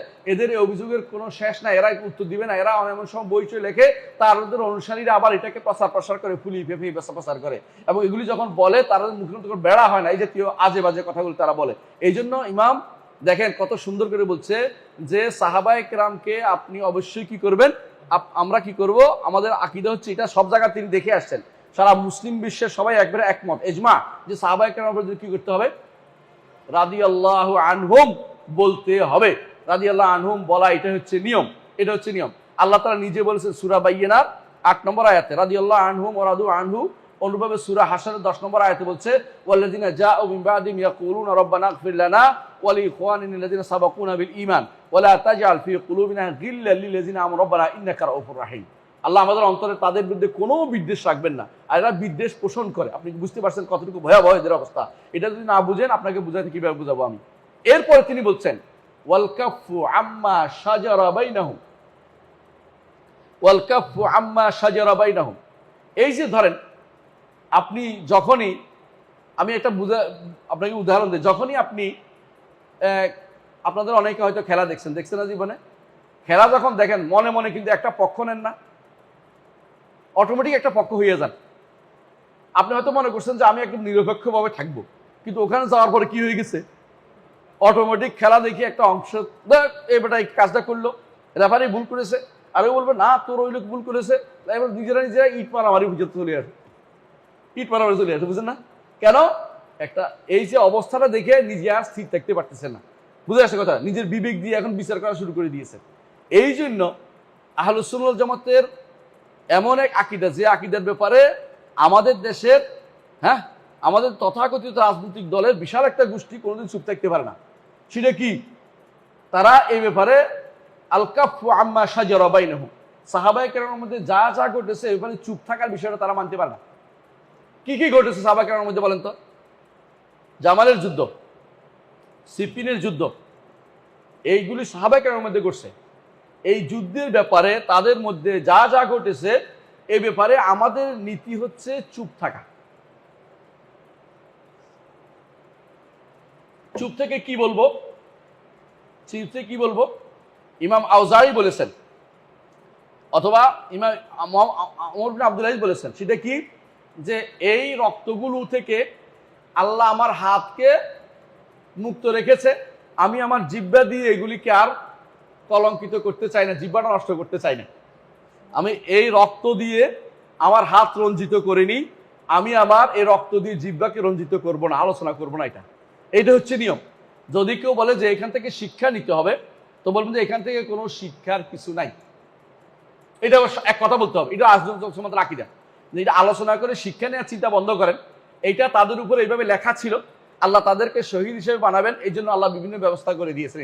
এইটাকে কোনোভাবেই আর কোনো আলোচনা করা নিষিদ্ধ, যে অমুকে এটা কেন করলো, অমুকে না করলে তো এটা হইতো, অমুকে এটা বলার কারণ হয়েছে। এই জাতীয় সিটি সালাসালি বা এই জাতীয় ঐতিহাসিক তত্ত্ব সালাসালি, এটা ইসলামে অবৈধ, এটা মোটেই জায়েজ নাই। কারণ অনেকগুলো কারণ। এক নম্বর কারণ হচ্ছে দিন আমরা পেয়েছি সাহাবায়ে কেরামের মাধ্যমে। আর সাহাবায়ে কেরাম তখন বেশিরভাগ, কিছু অল্প মুসলিমের কিছু ছিল কোনো পক্ষ নাই, কিন্তু বেশিরভাগই পক্ষ নিছে। হয় ওই পক্ষে না ওই পক্ষে। এখন আমরা যদি কোরআনের ব্যাপারে কোনো কথা বলি, খেয়াল করেন, হাদিসের ব্যাপারে কোনো কথা বলি, আর এই হাদিসটা যদি কোনো হাদিস কোরআন আসে কাদের মাধ্যমে? সাহাবায়ে কেরামের মাধ্যমে। মুআবিয়া তো নিজে একজন কাতিব হয়েছিলেন, আলী রাদিয়াল্লাহু আনহু একজন কাতিব হয়েছিলেন, ছিলেন না? সাহাবায়ে কেরামের মধ্যে যায়েদ ইবনে সাবিত একজন কাতিব হয়েছিলেন। এইভাবে সাহাবায়ে কেরামের মধ্যে অনেকেই কাতিব হয়েছিলেন যারা এই পক্ষে ওই পক্ষে আছে। আপনি যদি কোনো এখন বেশি উচ্চবাচ্য করেন তো শেষ পর্যন্ত কোন জায়গায় পৌঁছবে? কোরআনের মজিদের উপরে আপনি হামলা করতে যাচ্ছেন, বুঝলেন তো? আর দিন আমাদের কাছে পৌঁছছে, হাদিস কার মাধ্যমে পৌঁছছে? সাহাবায়ে কেরাম ছাড়া তো কোনো হাদিস পৌঁছার সুযোগই নাই, আছে? নাই। ঠিক কোরআনও কিন্তু তাদের মাধ্যমে পৌঁছছে। আপনি হয়তো মনে করতে পারেন কোরআন তো লেখা হয়েছে, লিখছে কে?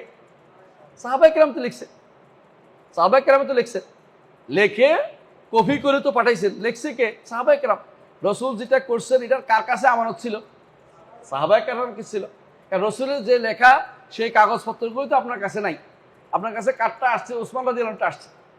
তাহলে আপনি যদি কোনো সাহাবায়ে কেরামের ব্যাপারে অতি বাড়াবাড়ি কোনো কথা বলেন, শেষ পর্যন্ত কি হবেন? একটা পক্ষ হয়ে যাবেন অটোমেটিকলি, যেটা আপনি চিন্তাও করতে পারবেন না। আমার মনে আছে মদিনাতে একবার শেখ সফিউর রহমান বরকপুরি রাহেমাহুল্লাহ, নাম শুনেছেন? ভারতের বড় আলেম, আহলে হাদিসের ইমাম, আসলে আলেম কাকে বলে এরকম মানুষদের দেখতে হয়।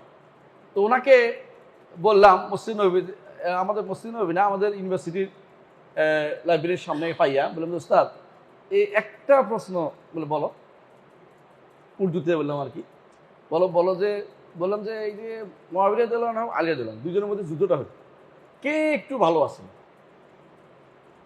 বলছে আমি এ ব্যাপারে কথা বলবো না, আমি এ ব্যাপারে কথা বলবো না, এইটা হচ্ছে নিয়ম। তো আমি আরেকটু বুঝে, জাস্ট জানার জন্য এইটাই তো, আমি এবারে কথা বলবো না, তুমি অন্য কোনো প্রশ্ন থাকলে করো, এই প্রশ্নটা করিও না, বুঝছেন? ইমাম আজুরি রহমতুল্লাহ আলাইহি তিনি বলেছেন, তোমাদের কাছে হয়তো একজন এসে বলবে, ইমাম আজুরি রহমতুল্লাহ আলাইহি, তোমার কাছে একজন এসে বলবে যে ইতিহাস থেকে শিক্ষা নিতে হবে না, তোমরা বলে দিও যে এই ইতিহাস থেকে শিক্ষা দেওয়ার কিছু নাই। ইমাম আজুরি বহুত আগে বলে গেছে, এখন যেটা বলে কিনা অনেকে যে আমরা ইতিহাস থেকে শিক্ষা নিতে চাই, ওই ইতিহাস শিক্ষা নিতে গেলেই একটা বিপর্যয় তৈরি করবেন আপনি। কারণ ইবনে তাইমিয়া রহমতুল্লাহ এটা উল্লেখ করেছেন তার কোথায়? তার আকিদাল ওয়াসিতিয়ার মধ্যে।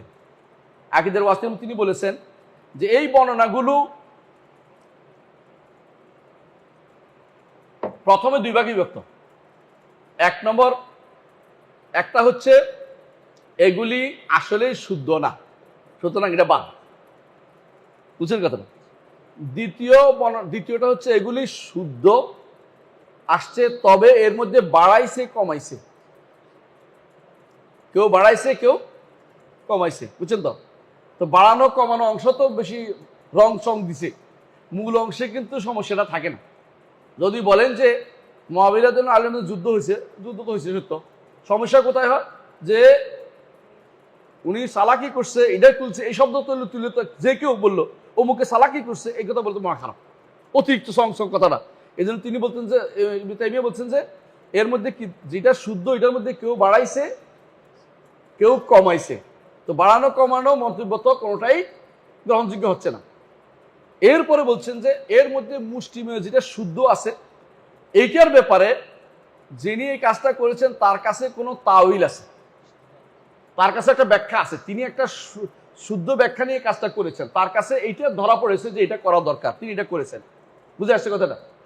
আর যে কোনো তাবিল করবে, ব্যাখ্যা করবে, অর্থাৎ তারকে ইজতিহাদ করবে, সেখানে তার ভুল হইলে 1 সওয়াব আর শুদ্ধ হইলে 2 সওয়াব। আপনার সামনে এখন অনেক কিছু হইতে পারে, আমি হয়তো বলতে পারি যে সামনে এই ছেলেটা আমার মনে হয় আজকে মাগরিব আসর নামাজ পড়ে নাই, ধারণা করি কথা বলতেন এটা, কিন্তু এই যদি কোনো বলি যে এটা গুনাহ, কিন্তু বুঝছেন তো?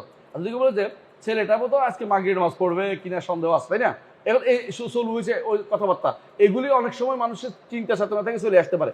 তো এইখানে আমি যেটা বলতে চাচ্ছি এটা হলো যে ইজতিহাদ যখন আসে কোনো মাসালাতে, তো সেখানে নিয়ম হচ্ছে যদি কেউ শুদ্ধ করে তখন কয় সওয়াব? 2 সওয়াব, আর ভুল করলে 1 সওয়াব। তো সাহাবায়ে কেরামের এই যদি কোনো ভুলও করে সওয়াব থেকে মাহরুম হচ্ছে না।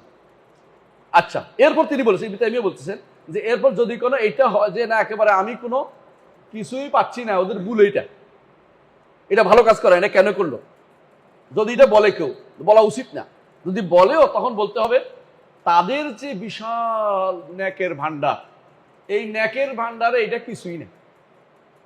বিশাল নদীতে আপনি টন টন নদীতে আপনি যদি কোনো বঙ্গোপসাগরে টন টন ময়লা ফেলেন, কি হইব? সারা বাংলাদেশের ময়লা ফেললে বা কি হইব? কিছু হইব না। তো সাহাবায়ে কেরামের যে মর্যাদা, এটার ভিতরে আপনি ওদের এই গুণাগুলি কিছুই না। এগুলি বলা, তারা বলেন যে এইটা এমন এক জিনিস লা তুকাদ্দিরুহু দিলা, যে কোনো আপনি বালতি ফেললে যে হ্যাঁ এটা ময়লা হবে এরকম কিছু না। এটা বিশাল এক জলাধার, যেখানে বালতি ফেললে ময়লা হয় না, মানে বালতি দিয়ে ময়লা হয় না, কিছু কাজ হবে না। এটা এই হচ্ছে তাদের অবস্থা। কারণ উম্মতের সবাই একমত যে রাসূলুল্লাহ সাল্লাল্লাহু আলাইহি ওয়াসাল্লাম এই হাদিসটি আপনি মনে করেন যেখানে তিনি বলছেন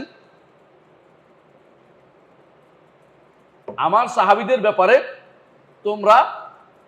তোমরা সাবধান হও, কারণ হ্যাঁ আমার এটা না, আরেকটা হাদিস আছে যেখানে বলছে যে আমার সাহাবীদের ব্যাপারে তোমরা যদি কোনো উহুদ পাহাড় পরিমাণও ব্যয় করো, হ্যাঁ লাওয়ান্না আহাদাকুম আনফাকা মিসলা উহুদিন যাহাব, উহুদ পাহাড় পরিমাণ স্বর্ণ ব্যয় করলো, তাদের এক মুদ তো চিনছেন, এক মুদ পরিমাণ সদকা করার মতো তোমরা অর্জন করতে পারবে না।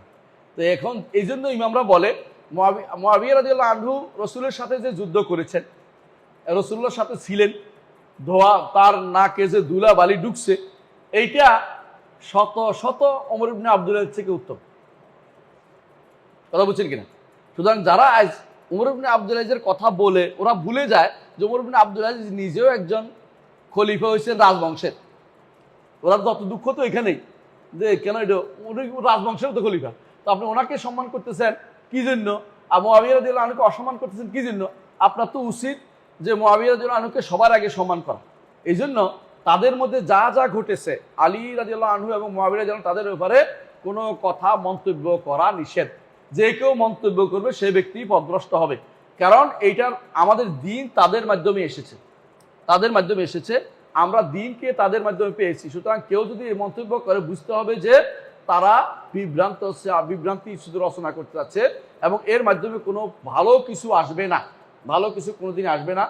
একজন সাহাবীর মর্যাদার কাছে সারা দুনিয়ার সমস্ত মুসলিমের মর্যাদা সমান হইতে পারে না, কোনোদিন হবে না। জি, এরপর পড়েন।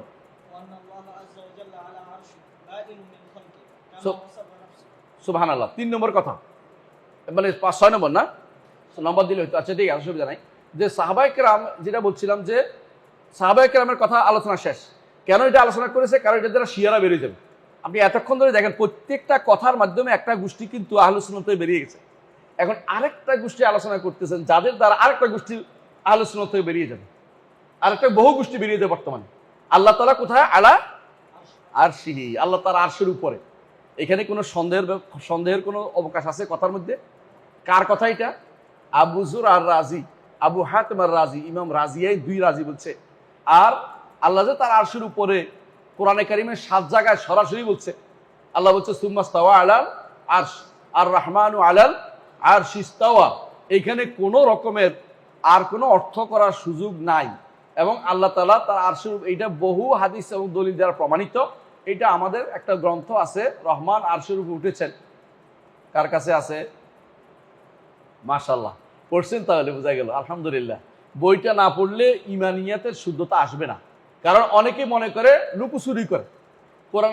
তারা কি করে? হয়তো দেখবেন যে অমুক বিন তমুকেরা বসে বসে 2-1টা হাদিসের ব্যাপারে এটা হয়েছে বলতেছে, আয়াতের ব্যাপারে কিছু বলে টলে না। কারণ আয়াতের কি করব? আয়াত তো আর বলতে পারতেছে না যে অশুদ্ধ, নাউযুবিল্লাহ। তো এই জন্য তারা কি করে? আয়াতের ব্যাপারে অর্থ বিভ্রান্তি তৈরি করতে চায়। দুর্ভাগ্যবশত সালাফিদের মধ্যে কেউ কেউ বসে বসে ওদের সাথে তাল মিলাইতে চায়। একজনে মানে শব্দ করতেছে, আরেকজনের পিছনে ডোল পিটাইতেছে, তুই তোর সাথে সাথে আমারটা চলো, এই আর কি। মানে এটা হচ্ছে বেদাতীদের কাজ কারবার। বেদাতীরা সবসময় এটা করে, বেদাতী যারা আক্রান্ত তারাও এটা করে। তাদের কাজে হইলো প্রবৃত্তি তাড়না যারা চলে তারা বেদাতীদের সাথে তাল মিলিয়ে চলে। এই জন্য বেদাতী খুশি হয়ে গেছে, বেদাতী হচ্ছে আমাদের সাথে অমুকও আছে, অমুক ভাই এটা বলছে, এটা বিভ্রান্তি তৈরি করো। আর রহমান আলাল আরশি ইস্তাওয়া, ইস্তাওয়া শব্দের অর্থ কি? উপরে উঠা। এইটার কোনো ভিন্ন কোনো অর্থ হয় না, এটা বানাইছে বসে, ভিন্ন অর্থ হলে ভুল। আর রহমান আলার উচ্চ হওয়া, যদি অর্থ করতেছে কেউ বলতে উচ্চ হওয়া, তো রহমান আরশে উচ্চ হয়েছে, তাই হ্যাঁ? তাহলে সুম্মাস্তাওয়াল এ তো বলছে যে হ্যাঁ ওয়াস্তাওয়াত আল জুদি, নৌকাটা জুদি পাহাড়ের উপরে উঠেছে, এটা তো নিয়ম। পানি যখন নূহ আলাইহিস সালাম কিস্তিটা কোথায় উঠছে? জুদি পাহাড়ের উপরে, এটাই তো। এখন তো না জুদি পাহাড় উঁচু হয়েছে, কথাটা হইলো? মানে পাগল বলবে এটা? মানে নিজের কথা নিজে ভুলের মধ্যে থাকার জন্য এগুলি বলে, বুঝলেন?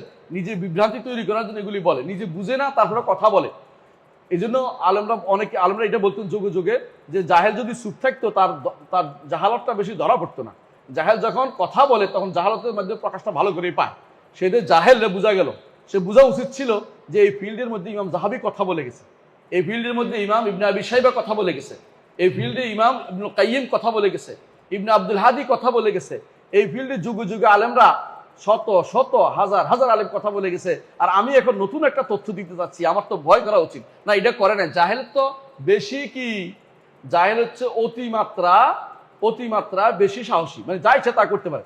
পাগল বাজারে গেলে ওই একবার ঢুকে কিসের ভিতরে? মুড়ির টিনে ঢুকাই দেয়। হ্যাঁ, প্রথমে ঢুকাই দেয় কিসের ভিতরে? না, প্রথমে ঢুকাই যায় হ্যাঁ গুড়ের ভিতরে, এরপরে দেয় কোথায়? মুড়ির টিনে। কারণ সে পারে, কিন্তু আপনি পারবেন না, কারণ আপনার বিবেক আছে, বুঝলেন না? যারা এরকম উল্টাপাল্টা অর্থ করে আর রহমান আল ইস্তেওয়ার অর্থ ভুল করে, তারা বুঝে নাই যে এটা মাদ্রুস, এটা পঠিত, সুন্দর করে এটা নির্ধারিত পড়া হয়েছে। এটার মধ্যে তোমার আর কথা বলার কিছু নাই, তুমি শুনে মেনে নাও। তুমি পড়ালেখা করে তোমার আর যদি ডিগ্রি থাকে আকীদার উপরে, তোমার থেকে নেওয়াটা সহজ হবে। আর তুমি নিজে ওই বাপ বেটা বেশি বাপ দাদা বেশি খাইতে পারবে না। কোরআন সুন্নাহ বাপ দাদা দিয়ে চলে না, কোরআন সুন্নাহ দলিল দিয়ে চলে, দলিল বাদে কথা চলে না। নিজের মন গড়া কথা দিয়ে কোরআন সুন্নাহ বক্তব্য দেয়া, আকীদার বক্তব্য দেওয়া যায় না। কথা শেখা উচিত এগুলি। যাই বললাম, আমি কারো যে বললেও তাকে সংশোধনের জন্য বলছি। কাউকে আমার সংশোধন কেন? তার দ্বারা ক্ষতিগ্রস্ত হচ্ছে, মানহাজ ক্ষতিগ্রস্ত হচ্ছে, তার দ্বারা বাতিল সহযোগিতা পাচ্ছে, আপনার বোঝা উচিত। আমি কাউকে ব্যক্তিগত আক্রমণ চাচ্ছি না, কোনোদিন অনেকে হয়, কিন্তু একজন সালাফি ছেলে যখন বাতিলের পক্ষে কাজ করে তখন এটা আমাদের জন্য কষ্টের কারণ হয়ে যায়, বিশাল কষ্টের কারণ। কারণ তাকে দিয়ে পুঁজি করে বলে যে অমুক তো আমাদের কথাই বলে। ইস্তাওয়ার অর্থ যখন কেউ করবে, এটা দেখেন কি করে, সমুন্নত হয়েছেন, এটাও হয় না। কেন হয় না জানেন? সমুন্নত উন্নত থেকে, উন্নত অর্থ কি? মানসম্মত। মানসম্মত এটা তো হইলো, কারণ অলু 3 প্রকারের। অলু কয় প্রকার? একটা হচ্ছে মর্যাদার দিক থেকে উপরে, একটা হচ্ছে ক্ষমতার দিক থেকে উপরে, একটা হলো অবস্থানগত দিক উপরে। সমুন্নত বললে অবস্থানগত দিক থেকে উপরে আসে না। আর বেদাতিরা দুইটা মানতে রাজি আছে। কোন দুইটা মানে? হ্যাঁ, উপরে মর্যাদাগত উপরে মানে, সম্মানগত উপরে মানে না কোনটা? অবস্থানগত উপরে মানে না। তো আপনি যখন সমুন্নত করছেন, অবস্থানগত উপরে আসে নাই, আপনি কিন্তু সালাফির আকীদায় নাই, আপনার বক্তব্য ভুল ছিল। আপনি এর শুদ্ধ করবেন না কেন? আমার বাপদাদা করে গেছে তাই। আপনার মধ্যে আর বেদাতের মধ্যে পার্থক্য খুব একটা নাই। বুঝাতে পারছি কথাটা? সুতরাং আল্লাহ আরশের উপরে, আরশ নিচে, এটা বুঝতে হবে। আরশ নিচে, আরশের উপরে আল্লাহ। আল্লাহ ছাড়া ওখানে আর কিছু নাই। আরশ আল্লাহ সব কিছুর উপরে তিনি। হ্যাঁ, আল্লাহ যেটা রাখেন সেটা আছে। আল্লাহ ছাড়া আল্লাহর কালাম আছে, আল্লাহর বাণী আছে একটা, এগুলি ছাড়া আল্লাহর সিফাত সহ আল্লাহ উপরে, যাবতীয় সিফাত সহ আল্লাহ আরশের উপরে, এটা বিশ্বাস করতে হবে। তা সেখান থেকে আল্লাহ আমাদের জন্য কোরআনে কারীমটা শুধুমাত্র দিয়েছেন আল্লাহর নৈকট্য অর্জনের জন্য। এর বাইরে আর কোনো সিফাত আমাদের কাছে নাই, আল্লাহর কোনো সিফাত আমাদের কাছে নাই। এটা ঈমান রাখতে হবে প্রত্যেকটি ঈমানদারের। কিন্তু আপনি যদি কোনো এখানে এসে যদি কোনো বলে এটা হয়, যদি কোনো, তো বেদাতীদের কথা, ঈমানদারের কথা হতে পারে না। কারণ কোনো কিছু বললে কোনো কিছু হয় এটা বলবেন না। আল্লাহ রাসূল যা বলেছেন সরাসরি এটা বলবেন যে আল্লাহ এটা বলছেন, রাসূল এটা বলেছেন। এবং এরপরে গেলে কি হয়ে যায়, এটা বলাটা হচ্ছে আহলুল কালাম শাস্ত্রবিদদের কাজ। এটা কোনো ঈমানদার ব্যক্তির কাজ হইতে পারে না, বা এটা কোনো সালাফি ব্যক্তির কাজ হইতে পারে না, সালফে সালেহ অনুসারী ব্যক্তির কাজ হইতে পারে না, আহলুস সুন্নাত ওয়াল জামাতের ব্যক্তিদের কাজ হইতে পারে না। আমরা কি বুঝতে পারছি কথাটা? তো আরশের উপরে এই বিষয়টা মানতেই হবে আপনাকে। এইটা মানে না কারা? 1 নম্বর, এটা মানে না জাহমিয়ারা। এটা মানে না কারা? জাহমিয়ারা এটা কোনোদিনই মানবে না আপনাকে, যতই আপনি বলেন না কেন। তারা আরশের উপরে আল্লাহকে মানতে রাজি নাই, আল্লাহকে আরশের উপরে মানতে রাজি না। জাহমিয়ারা মানে না। আর কারা মানে না? মুতাজিলারাও মানে না। আর কারা মানে না? আশারীরাও মানে না। আর কারা মানে না? মাতুরিদিরাও মানে না। তো বুঝা গেছে একটা বিশাল গোষ্ঠী নয়, শুধু শিয়ারাও মানে না, খারিজিরাও মানে না। যারাই আল্লাহকে আরশের উপর মানে না তারাই জাহমি। এবং তারা ঈমানদার হইতে পারবে না। তারা ঈমানদার হইতে পারে নাই। আপনি কোন আল্লাহর ইবাদত করেন? যে আল্লাহ সর্বত্র বিরাজমান, যে আল্লাহ আপনার কলবে বাস করে, এই আল্লাহর ইবাদত আমরা করি না। আমাদের আল্লাহ তিনি আরশের উপরে। সুতরাং এখানে যদি কোনো কেউ বিরোধ তৈরি করে, সে ব্যক্তি ঈমানদার নয়। এখানে যে বিরোধ তৈরি করলে ঈমানদার নয়। দুর্ভাগ্যবশত এই জায়গাটিতে আমাদের অনেক ভাই হেরে গেছে। অনেক ভাই এই জায়গাটা আমল করতে পারে না। কেউ যদি মনে করে আল্লাহ কোথায় আছে জানি না, সে ব্যক্তি কোরআন বিরোধিতা করতেছে, সে ব্যক্তি রসুলের হাদিসের বিরোধিতা করছে, সে ব্যক্তি সলফে সালের বক্তব্য বিরোধিতা, সে ব্যক্তি ইমামদের বক্তব্য। ইমামদের মধ্যে একজন দুইজন হচ্ছেন ইমাম আবু হাতিম আর রাজি এবং আবু যুরআ আর রাজি। তারা কি বলতেছেন? তারা বলছেন যে ওয়া আন্নাল্লাহ আলা আরশিহি, আল্লাহ তাআলা তার আরশের উপরে। বুঝছেন তো? আরশের উপরে, এটা মনে করতে হবে। আল্লাহ সৃষ্টির ভিতরে নন, সৃষ্টির ভিতরে নন। আমি এই কথা বলার পর অনেকে খেপে গেছে। যখন বললাম যে কেউ যদি মনে করে আল্লাহর পায়ে সিজদা করছে, হ্যাঁ, সে ব্যক্তি কাফের, অনেকে খেপে গেছে। কেউ যদি বললাম যে কেউ যদি মানে আল্লাহকে সিজদা করছে, সে ব্যক্তি কাফের। আল্লাহকে সিজদা করা বুঝাচ্ছি, এটা বুঝাচ্ছি আমরা আল্লাহর জন্য আল্লাহর ইবাদত করি, এটা ঠিক আছে।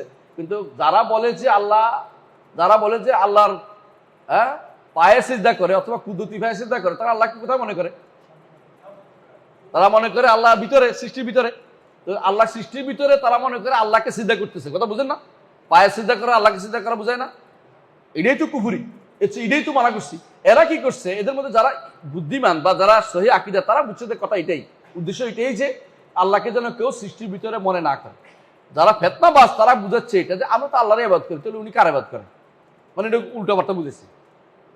আমরা আল্লাহর ইবাদত করি, ওই আল্লাহর ইবাদত করি যে আল্লাহ কোথায়? সৃষ্টির, তিনি আরশের উপরে। এরপরে বলতেছেন বা ইনুম মিন খালকি।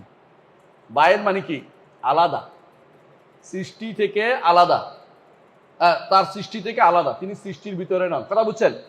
এদের কি হয়েছে? বেদাতীদের মধ্যে একটা গোষ্ঠী আছে, বেদাতি একটা গোষ্ঠী, তারা এটা বলতে রাজি আছে যে আল্লাহ আরশের ঊর্ধ্বে। আরশের ঊর্ধ্বে বলতে তারা কি বুঝায় কন্ত? আরশের ঊর্ধ্বে হচ্ছে আরশে থাকা থেকে ঊর্ধ্বে।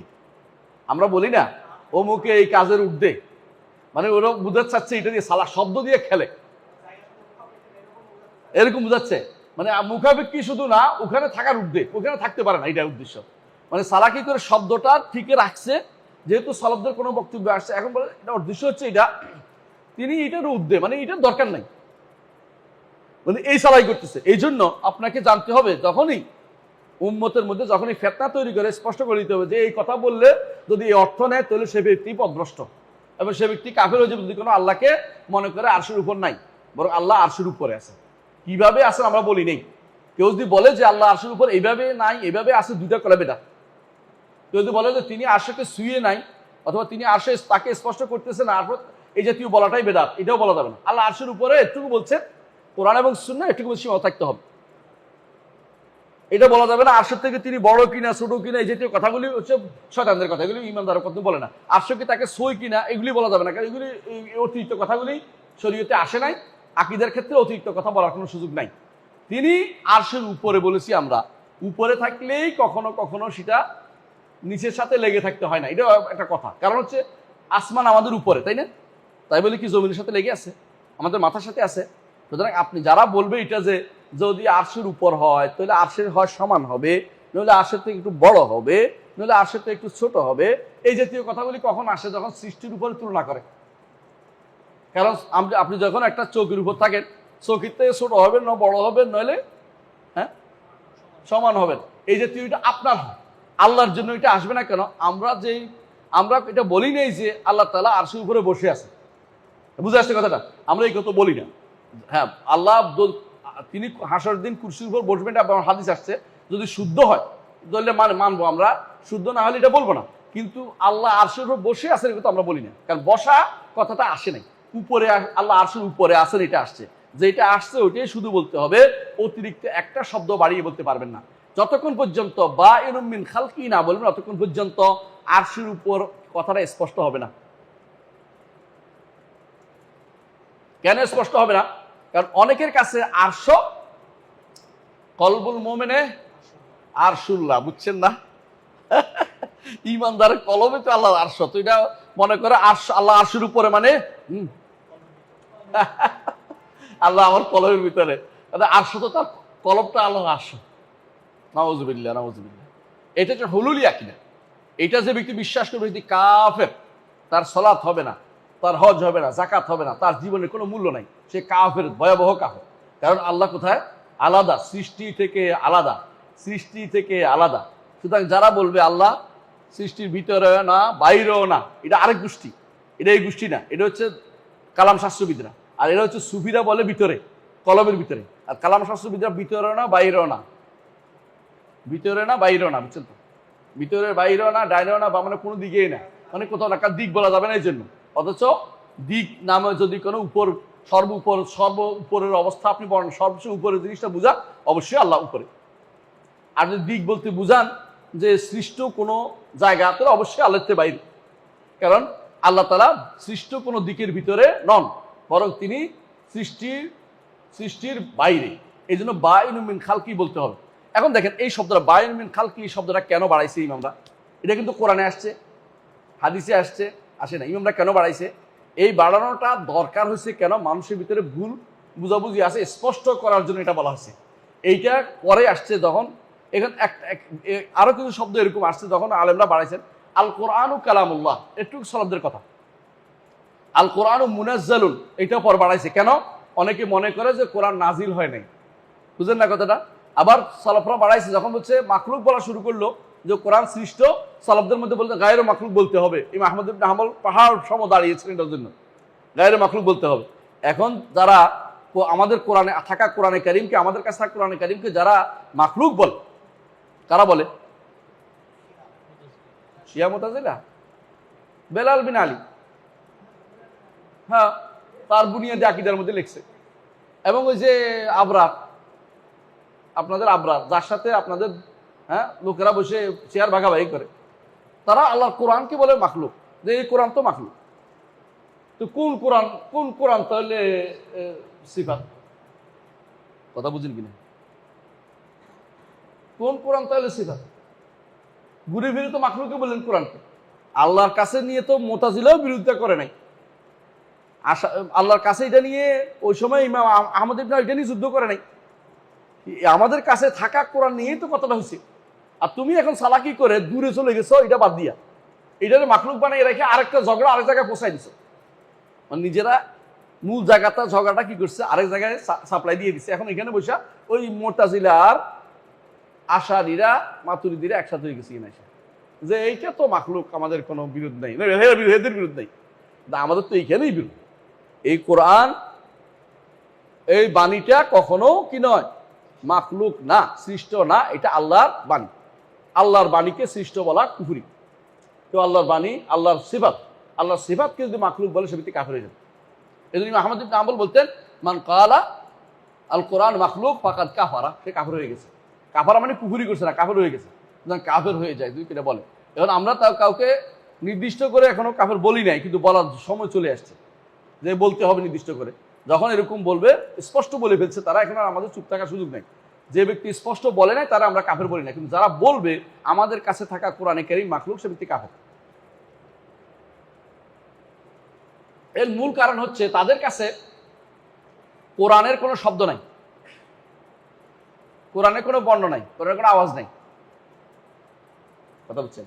আল্লাহর বাণীর কোনো শব্দ হইতে পারে না, আল্লাহর বাণীর কোনো আওয়াজ হইতে পারে না, আল্লাহর বাণীর কোনো বর্ণ হইতে পারে না। নাউযুবিল্লাহ। তো কোরআন আমরা কি পড়ি কি? আল্লাহর নবীকে আল্লাহ কি বলছেন? ওয়াইন আহাদু মিনাল মুশরিকিন ইস্তাজারাকা ফাআজিরহু হাত্তা ইয়াসমা কালামাল্লাহ। বুঝেন তো? মানে যখন আপনার কাছে মুশরিকরা এসে আশ্রয় চায়, তা আশ্রয় দেন, আল্লাহর কালামটা শোনান তাদেরকে। তো রাসূল কোনটা শোনাইবে রে?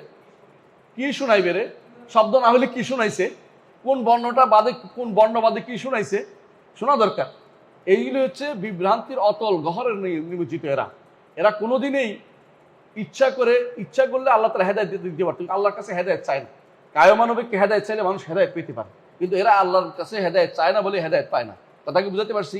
তাহলে বুঝে নেন এটা যে বিভ্রান্তি, এরা বিভ্রান্তির অতল তলে আছে। ঠিক যখনই যেভাবে বাড়াইতে হয় কেন একটু একটু, কারণ তারা বিভ্রান্তি যেমন বাড়ায়, ঠিক এখানেও আপনাকে বাড়াইতে হচ্ছে যে আলা আরশিহি বাইনুম মিন খালকি, আরশের উপরে সৃষ্টি থেকে তিনি বাইরে আলাদা। হ্যাঁ, এরপরে পড়ো।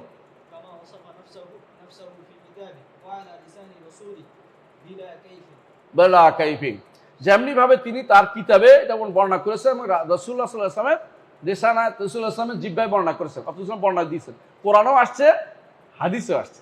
এবং এটা বিশাল ব্যাপার। এটা এই মাসালাতে শাফি ইমামরা বলতেন যে হাজারের উপর দলিল আছে।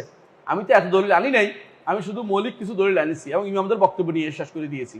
কিন্তু এই মাসালার উপরে হাজারের উপরে দলিল আছে, হাজারের উপরে। বরং আপনি আশ্চর্য হবেন, মাঝে মধ্যে আপনি আয়াত পড়বেন, বুঝবেন যে আল্লাহ তাআলা এটা আমাদের জন্য আকাশটা হাদিয়া হিসেবে পাঠিয়েছে, মন থেকে আসবে। আয়াত পড়বেন আর দলিল পাবেন যে আল্লাহ উপরে, এটা মানুষের ফিতরাতের ভিতরে আছে। মানুষ হাত তোলে, আল্লাহ উপর দিকে চোখ তোলে, এমনকি পাখিকুল প্রাণীকুল পর্যন্ত উপর দিকে মাথা উঠায়। কেন? বৃষ্টি না হলে আল্লাহ আপনি ছাড়া কেউ বাঁচাবে না, সবাই বুঝতে পারে এটা।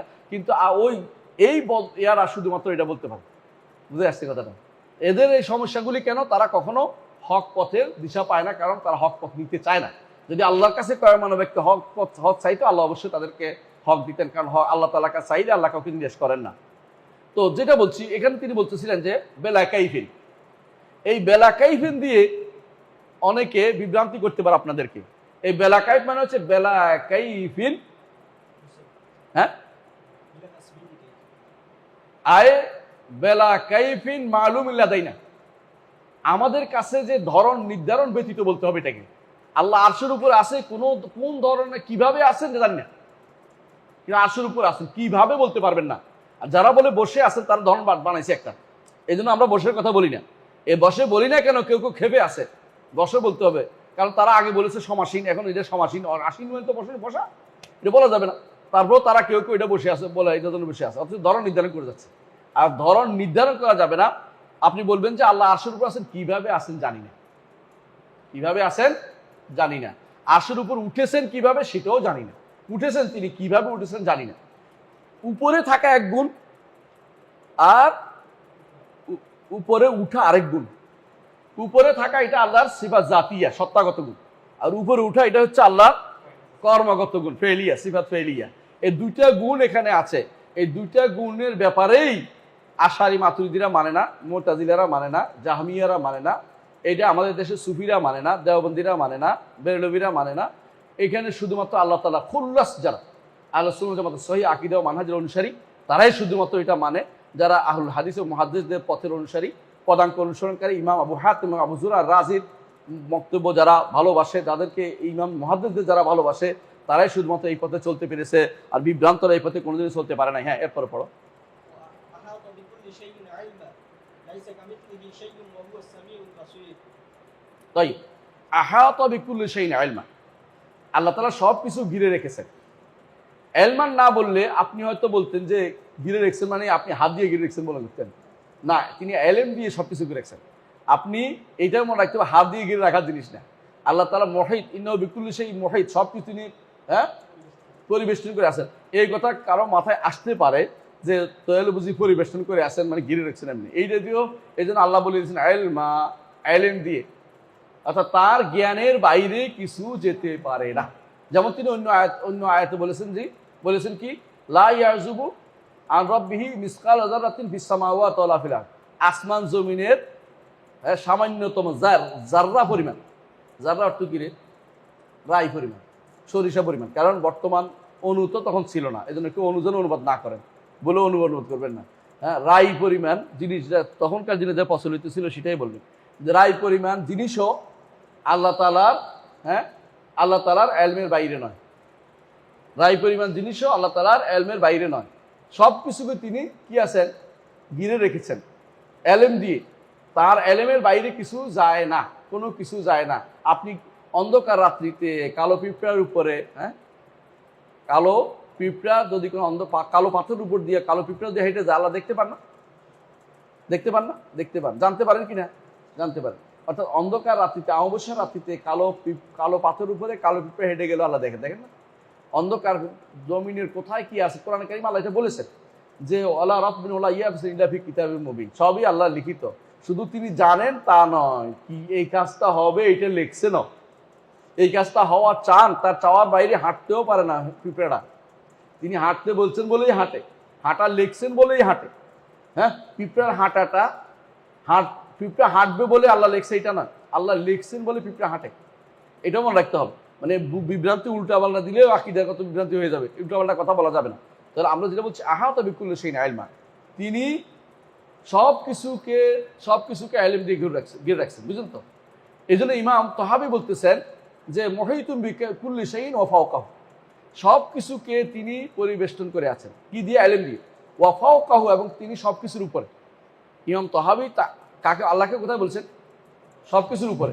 এরা এই কথাটা চোখে দেখে না, এইটা চোখে দেখে না। কি বলে ইমাম তাহাবী আরেকখানে বলেছেন যে তিনি কি বলেছেন? তিনি লা তাহউইহিল জিহাতুস সিদ, 6 দিক তাকে পরিবেষ্টন করতে পারে না। আমরা তো বলি হ্যাঁ পরিবেষ্টন করতে পারে না, তাকে কেউ তাকে পরিবেষ্টন করতে পারে না। হ্যাঁ, ওয়ালা ইউহিতুনা বিশাইইন মিন ইলমিহি ইল্লা বিমা শা, তার ইলমে কেউ পরিবেষ্টন করতে পারে না, তার তো দূরের কথা। এটা তো আমরাও বলি, কিন্তু তারা কি করে? এটা দিয়ে দলিল দেয় যে আল্লাহ তাআলা উপরে না। অথচ তিনি বলতেছেন, কে? ইমাম তাহাবী নিজে বলেছেন মুহিতুম বিকুল্লি শাইইন ওয়া ফাওকাহু, সবকিছুকে তিনি পরিবেষ্টন করেছেন, সবকিছুর উপরে তিনি। ওই অংশটা তারা মুঠেই ব্যাখ্যা করে না, চুপটি মেরে এখান দিয়ে পালিয়ে যায়। কারণ এইখানে ব্যাখ্যা করলেই ধরা খেয়ে যায় যে আল্লাহ তাআলা সৃষ্টির কোনো কিছু দিয়া পরিবেষ্টিত নন, সমস্ত সৃষ্টির উপরে হচ্ছেন তিনি। এটা তিনি ইমাম তাহাবী বলে গেছেন। ইমাম তাহাবীর আকীদার মধ্যে এর কোনো ভুল নাই, কিন্তু এরা কি করে? নিজেরা বিভ্রান্তি তৈরি করে। এই জায়গাতে কোনো ভুল নেই, কোথাও ভুল ছিল, এটা সত্য কথা। কারণ তিনি কি ছিলেন? ওই এলাকা থাকার কারণে, যে এলাকাতে, সেখানে কিছু জায়গাতে, হ্যাঁ, তখনকার সময়ে যে পরিবেশ ছিল, সে পরিবেশ দ্বারা পরিবেষ্টিত কিছু তথ্য এসেছে। তার মধ্যে একটা ছিল কি, ঈমান বাড়ে না কমে না, একটা মাসালা তিনি বলে বলছেন। তাফাদুল হয় বলছে, মানে শব্দ পরিবর্তন করে তাফাদুল বলছে, অর্থাৎ কি, হ্যাঁ, মূল্য বাড়ে, মান বাড়ে বলছে, মানে ঈমান বাড়ে না বলছে। এটা ঈমান ওয়াহেদ বলছে, এটা ভুল, এই দুইটা ভুল নিঃসন্দেহে। কিন্তু এই জায়গাতে ভুল ছিল না। আল্লাহকে আরশের উপর মানার ক্ষেত্রে ইমাম তাহাবীর কোনো ভুল ছিল না। কিন্তু এরা ইমাম তাহাবীর বক্তব্য দিয়ে, এক অংশের বক্তব্য দিয়ে, এই অংশকে চুক্তি মেরে রেখে দিয়ে ওইটা সাব্যস্ত করতে চায় যে ইমাম তাহাবী আরশের উপর আল্লাহকে সাব্যস্ত করে না, ইমাম তাহাবী আল্লাহকে আরশের উপর সাব্যস্ত করেছেন। এবং এটা ইমামদের সবার বক্তব্য ছিল, যে ব্যক্তি এইটা বলবে না সে ব্যক্তি ইমাম হইতে পারবে না। ইমাম আবু হানিফা রাহমাতুল্লাহ নিজেও এটাকে বলেছেন, তিনি আরশের উপরে। কারণ বলা হয়েছে তাকে যখন এটা বলা হলো যে ব্যক্তি বলবে যে আল্লাহ আরশের উপরে না, আল্লাহ কোথায় আছে জানি না, সে ব্যক্তি কাফের। যে ব্যক্তি বলবে আরশ কোথায় আছে জানি না, সে ব্যক্তি কাফের। কারণ আরশ উপরে আল্লাহ তাআলা, আরশ সবকিছুর উপরে, এটা স্পষ্ট। তো সুতরাং কেন বলছে? কারণ হচ্ছে সে তো, হ্যাঁ, জাহমিয়াদের বক্তব্য দিচ্ছে, আর তিনি জাহমিয়াদের বক্তব্য ব্যাপারে সোচ্চার ছিলেন, এই জন্য তিনি এটাকে বিরোধিতা করেছেন। আশা করি বুঝছেন জিনিসটা। এরপর একটু বাকি রয়েছে, লাইসা কামিসলি শাইউন ওয়া হুয়াস সামিউল বাসীর। এইটা হচ্ছে সিফাতের কায়দা, এটা হচ্ছে রুবুবিয়তের কায়দা, এটা হচ্ছে উলুহিয়তের কায়দা। তার মতো কোনো কিছু নেই, সর্বদিক থেকে তিনি অনন্য। ওয়া হুয়াস সামিউল বাসীর, তিনি সবকিছু শোনেন এবং সবকিছু দেখেন। সুতরাং এটা আমাদেরকে ঈমান রাখতে হবে ইনশাআল্লাহ, যে তিনি সবকিছু দেখেন এবং সবকিছু শোনেন, সবকিছু দেখেন এবং শোনেন। জি, আমরা কি নামাজের পরে প্রশ্নোত্তর নিব তো? হ্যাঁ, জি জি জি, টাইমে রাখতে হবে। হ্যাঁ, আল্লাহ পাপ লিখছে তো, আল্লাহ পাপ না লিখলে পাপটা হচ্ছে, আল্লাহ পাপ না লিখলে পাপটা হচ্ছে। সুবহানাল্লাহ। আল্লাহর জগতে আল্লাহর লেখা ব্যতীত হবে, আপনি বিশ্বাস করতেছেন এটা? সুবহানাল্লাহ। আল্লাহ পাপ লিখছে তো, কিন্তু আপনাকে বলছে পাপ লিখছে, আপনাকে জানাই নাই। কথা বুঝছেন তো? আদম আলাইহিস সালাতু ওয়াস সালাম যে এই মুসা আলাইহিস সালাতু ওয়াস সালামের উপরে দলিল দিয়া নিছেন, কেমনে নিছে জানেন? এইটা দিয়া বলছে, মুসা তুমি কি দেখছো আমার সৃষ্টির কত বছর আগে? 40 বছর আগে, তাই না? হ্যাঁ, 50 বছর না, 40 বছর আগে। এটা আলাদা এটা। আমার আদম সৃষ্টির 40 বছর আগে আল্লাহ তাআলা একটা কিতাব লিখছে, ওখানে লেখা আছে, আর তোমার জন্য তাওরাত লিখছে। ওই তাওরাতে লেখা আছে কিনা যে, হ্যাঁ, আসা আদম রব্বাহু ফাগাওয়া, আদম তার রবের অবাধ্য হয়েছে, তার উপর অধ্যস্ত হয়েছে। লিখছে কিনা? হ্যাঁ লিখছে। আমি কিনা বিরোধিতা করতে পারতাম? আল্লাহ এটা আমার লিখছে না? তো লিখছে। তো তুমি এটা বিরোধী আমাকে এত বড় অপমানজনক কথা বলতেছো কেন? কে বলছে এটা? আদম বলছে কারে? মুসাকে। মুসাকে। এই জন্য রাসূলুল্লাহ সাল্লাল্লাহু আলাইহি ওয়াসাল্লাম বলছে আদম মুসাকে ঠকাই দিল, পরাজিত করলো। এই যে কথাটা বলছে ইহতাজ্জা আদম আলা মুসা, কি এই কারণে করতে ইহতাজ্জা আদম মুসা বলছে এই কারণে, কারণ এই কথাটা তার বুঝাইলো যে আল্লাহ সবই লিখছেন। আমি যেহেতু জানতাম না, এটা তিনি জানতেন না, তো তিনি তখন ভুল করেছেন, তওবা করেছেন, ইস্তেগফার করেছেন, কিন্তু আল্লাহ এটা লিখছেন। আল্লাহ না লিখলে এটা হয় না। আপনি গুনাহ করেন যে আল্লাহ লেখেন না, এটা বলতে পারেন না। এই জন্য একবার ইমাম আবু ইসহাক আল আসফারাইনি মনে হয়, ওনার কাছে এক মুতাজিলা ইমাম আসছে। আয়েশা বলতে সুবহানা মান তানাজ্জাল ফাহশা, ওই আল্লাহর পবিত্রতা ঘোষণা করছি যিনি যাবতীয় অশ্লীলতা থেকে মুক্ত। উদ্দেশ্য কি বুঝছেন? আল্লাহ এগুলি লেখে নাই, এগুলি হয় নাই, এগুলি মানুষে করে। মুতাজিলাদের কথা, কাদারিয়াদের কথা, বুঝছেন তো? যে আল্লাহ লেখে নাই, আমরা এটাই করতেছি, মানে নিজের ইয়া দেখানোর জন্য, ক্ষমতা দেখানোর জন্য আমরা করি, আমরা ভুল করেছি, আল্লাহ লেখে নাই, আল্লাহ না লেখলে হয়েছি না। তো ইমাম বুঝছে, আবু ইসহাক আসফারাইনি বুঝছে যে এই বেটা তো এখন ইচ্ছা করে এটা করছে। তিনি বলেন সুবহানা মান লা ইয়াকুনু ফি মুলকি ইল্লা মা ইয়াশা, ওই আল্লাহর পবিত্রতা ঘোষণা করছি যার রাজত্বে তিনি চাওয়া ব্যতীত কিছু হয় না। কথা বুঝছেন তো? আপনি যেটা বলছেন আর বুঝছেন তো উদ্দেশ্যটা স্পষ্ট হয়েছে? কিন্তু আমি তো জানি না, আমাকে তো এটা বলতে বলে নাই। হ্যাঁ অবশ্যই বনি আদমের, রাসূল সাহেব এই জন্য বলছেন বনি আদমের কুতিবালাউ হাজ্জুম মিনাজ জিনা, একটু জিনা লেখাই হয়েছে, এটা বাঁচতে পারবে না কেউ। আপনি রাস্তা বেরোলে মহিলা একটা দিকে তাকান না, চোখ পড়ে না, এটা চোখে জিনা হয় না? অন্তরের মধ্যে কোনো উল্টাপাল্টা কথা আসে না? এটা অন্তর, আপনি যদি মনে করেন যে এটা আল্লাহ লেখে না, এমনি হয়ে যায়, আল্লাহর জগতে আল্লাহ না লিখলে কিছু হয়, তাহলে আপনি তো মুতাজিলা হয়ে গেছেন ভাই। এটা কথা না, কথা বুঝছেন কিনা? এই জন্য মনে রাখবেন, হ্যাঁ আল্লাহ তো আমাকে এটা থেকে নিষেধ করেছে, তারপরে হইলে আমি কি করবো? তওবা করব। এটা হলো নিয়ম। আদম আলাইহিস জন্য আল্লাহ লেখছে যে আদম এই গাছ থেকে খাবে, আবার নিষেধও করছে। এটা মিলাইতে হবে আপনার। এমনি মিলাবেন যে লেখছে যে এটা তো জানাই না আদমকে, আদমকে বলছে সাবধান এই গাছের কাছে যেও না, কিন্তু আদম এটা যাবে। এর পরেরটা কিন্তু আদম যাইয়া বলতে পারবে না আপনি গাছটা এখানে কেন রাখলেন, এটা বলতে পারবে না। কি বলবে? রব্বানা যালামনা আনফুসানা, ওইলা। আর আদম দেখবে যে বিনয় হয়েছে কিনা, আল্লাহ দেখবে যে আমার বান্দা গুনাহ করে আমার কাছে তওবা করেছে, আমি তারা ক্ষমা করি, কিন্তু গুনাহটা তার ভুল লিখছি। আর যদি বলেন যে আল্লাহ না লিখলে কি করছি নাকি, আল্লাহ লিখছে বলেই তো করছি, দোষটা দিবেন একটা উল্টা, তখন আপনার জন্য কি? ইবলিস বলছে রব্বে বিমা আগুয়াইতানি, আল্লাহ আপনি আমারে পথভ্রষ্ট করে দিলেন, এই জন্য আল্লাহ তারে জাহান্নামে দিবেন। কথা বুঝছেন তো? এই জন্য আপনাকে মনে রাখতে হবে আল্লাহর জগতে আল্লাহর ইচ্ছা চাওয়া, আল্লাহর লেখা ব্যতীত কিছু ঘটে না। আল্লাহ সব সিদ্ধান্ত নিচ্ছে। আমি যে কথা বলবো আপনি প্রশ্নটা তুলুন, এটা লিখছে। জি পড়ো। الله تبارك وتعالى يرى في الآخرة ويراه أهل الجنة بأبصارهم ويسمعون كلامه كيف شاء وكما شاء। এখানে আমরা থামবো ইনশাআল্লাহ। আল্লাহ তাআলা ইউরা ফিল আখিরা, আল্লাহ তাআলাকে আখিরাতে দেখা যাবে। এই জায়গাতে বিরোধিতা কারা করে বলতে পারবেন? মুতাজিলারা। এক কথা তো বলে দিলেন মুতাজিলা, আর কেউ নাই? হ্যাঁ, আশারীরাও বিরোধিতা করে, মুখে বলে দেখা যাবে। তো দুনিয়াতে তারা আল্লাহকে উপরে সাব্যস্ত করছে। আল্লাহকে কেউ যদি দেখতে হয় সামনের দিক আছে, আপনি যতই বলেন না কেন, কাউকে দেখতে হলে দিক হয় না। দুনিয়াতে সারাদিন বিরোধিতা করছে যে আল্লাহ কোনো উপরের দিকে নাই, বুঝতে পারে নাই। এই জন্য তারা সিদ্ধান্ত নিছে যে আল্লাহকে আখিরাতে দেখা যাবে, মানে উপলব্ধি করা যাবে, এক অর্থ। আরেক অর্থ হচ্ছে আল্লাহকে ভালো করে জানা যাবে, দুই অর্থ। হ্যাঁ বুঝে আসছে কথাটা? মানে আল্লাহকে জানবে, আল্লাহকে উপলব্ধি করবে, কিন্তু জাস্ট যে দেখার কথা বলি আমরা, ওই দেখা নয়, উদ্দেশ্য নয়। তাহলে ঘুরে ফিরে কার কথা হয়েছে? মুতাজিলাদের কথা হয়েছে। কারণ আমার নবী বলছেন ইন্নাকুম সাতারাউনা রাব্বাকুম, তোমরা অবশ্যই তোমাদের রবকে দেখবে, কামা তারাউনাল বাদরা ফি লাইলাতিল কামারা ফি লাইলাতিল বদর, বদর রাত্রিতে যেভাবে চাঁদকে দেখো সেভাবে তোমরা দেখতে পারো। অর্থ কি? আলো। এবং তারা বলছে, আর হাদিসে আসছে ইন্নাকুম সাতারাউনা রাব্বাকুম ইয়ানান, চোখ দিয়ে দেখতে পাবে, এটাও আসছে হাদিসে। এবারে বিস্তারিত আলোচনা করেছি অন্য জায়গাতে আপনি দেখছেন। এর অর্থ হচ্ছে আমি হাদিস বিশ্বকোষের 2য় খণ্ডে এটা আলোচনা করেছি, দেখেন বিস্তারিত লম্বা হাদিস দলিলগুলি আনছি।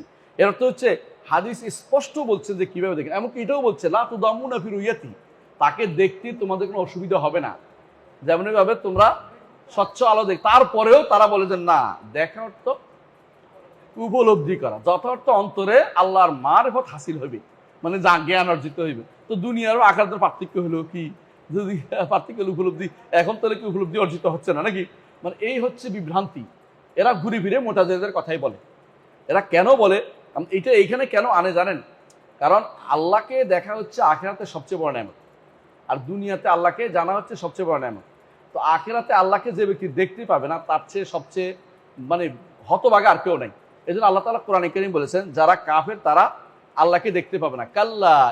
কাল্লা ইন্নাহুম আন রাব্বিহিম ইয়াওমাইযিন লামাহজুবুন, কখনো নয়, তারা তাদের রব থেকে সেদিন মাহজুব থাকবে, মানে পর্দাবৃত থাকবে। রবে তাকে দেখা, তাদের দেখা দিবেন না, তাদের আনন্দ পাবে না। আর আনন্দ পাবো আমরা ইনশাআল্লাহ আল্লাহ জান্নাতে নিলে। আল্লাহকে দেখে আমরা সমস্ত নেয়ামতকে ভুলে যাব। জান্নাতের নেয়ামত হচ্ছে বড় নেয়ামত কি? আল্লাহকে দেখা। এই জন্য প্রতিদিন সকালে আমরা দোয়া করি, ওয়াসআলুকা লাযাতান নাযর ইলা ওয়াজহিকাল কারীম ওয়াশ-শাওকা ইলা লিকাইকা মিন গায়রি দাররা মুদিররা ওয়ালা ফিতনাতিন মুদিল্লা। এই যে দোয়াটা আমরা প্রতিদিন করি না, এই দোয়াটা কেন করি? কারণ এটা হচ্ছে আমাদের সকাল বিকালের তামান্না, আশা, যে আল্লাহকে দেখব, যে আল্লাহ আমাকে সৃষ্টি করেছেন, নেয়ামত দিয়েছেন, যে আল্লাহ আমার চাহিদা পূরণ করেছেন, যে আল্লাহ আমাকে জান্নাত দিবেন, যে আল্লাহ আমার জান্নাত দিয়ে সর্বোচ্চ জিনিস দিয়েছেন। এত কিছু দেওয়ার পরে তাকে দেখতে পাবো না, এ হতভাগা আমি হতে চাই না, আমি আল্লাহকে দেখতে চাই। সকাল বিকাল দোয়ার মধ্যে এটা অবশ্যই আপনার থাকবে। কিন্তু যারা আল্লাহকে দেখতে চায় না চোখ দিয়ে, তারা কি দিয়ে দেখবে? বুঝলেন না? এরা যে বিভ্রান্ত। আমাদের দেশে এই রোগগুলির সংখ্যাই অনেক বেশি। তারা জিজ্ঞাসা করলে ভালো করে, আল্লাহকে কি দেখবেন? আল্লাহকে দেখবেন কেমনে? উপরের দিয়ে, কিন্তু হাদিস এটাও আছে। আল্লাহ কোথায়? আরশের উপরে। আরশ কোথায়? জান্নাতের উপরে। আর জান্নাতুল ফেরদাউসের উপরে হচ্ছে আরশ। জান্নাতুল ফেরদাউস থেকে আল্লাহকে দেখতে পাবেন, এবং সবচেয়ে বড় এমন উপরের দিকে দেখতে পাবেন। আল্লাহ আগেও উপরে, এখনো উপরে, সবসময় আল্লাহ উপরে।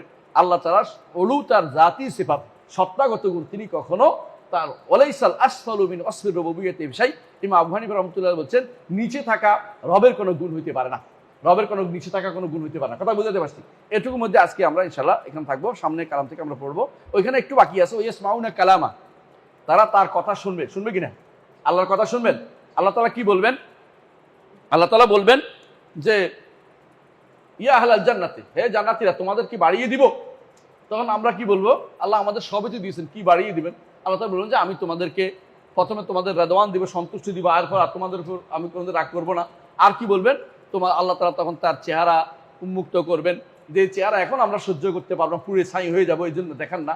তখন তিনি চেহারা দেখাবেন, সেই চেহারা শুধু দেখতে পারবো, আর কিছু আমরা দেখার ক্ষমতা আমাদের হবে না। তার চেহারা দেখার আনন্দ আমাদের জন্য সবচেয়ে বড় আনন্দকর জিনিস হবে। তার বক্তব্য আমরা শুনবো। এখনো মুসা শুনেছেন, দুনিয়াতে মুসা শুনেছেন, আর মুহাম্মদ রাসূলুল্লাহ সাল্লাল্লাহু আলাইহি ওয়াসাল্লাম শুনেছেন তার বক্তব্য, আদম শুনেছেন। তিনজনের সরাসরি তাদের বক্তব্য, আল্লাহর বক্তব্য, আল্লাহর কথা শুনেছেন। এবং ফেরেশতারা তার বক্তব্য শুনে তারা বেহুশ হয়ে যায়, আবার তারা হুঁশে আসে। এবং তখনও আমরা শুনতে পাবো, এবং যেভাবে ইচ্ছা তিনি কথা বলবেন, যেমনি ইচ্ছা তেমনি যা ইচ্ছা তা তিনি কথা বলবেন। এই কথা আমাদের ঈমান রাখতে হবে। আল্লাহ আমাদের বুঝার তৌফিক দান করুন। সুবহানাকাল্লাহু ওয়া বিহামদিকা, আশহাদু আল্লা ইলাহা ইল্লা আনতা, আস্তাগফিরুকা ওয়া আতুবু ইলাইক। আসসালামু আলাইকুম ওয়া রাহমাতুল্লাহি ওয়া বারাকাতুহু।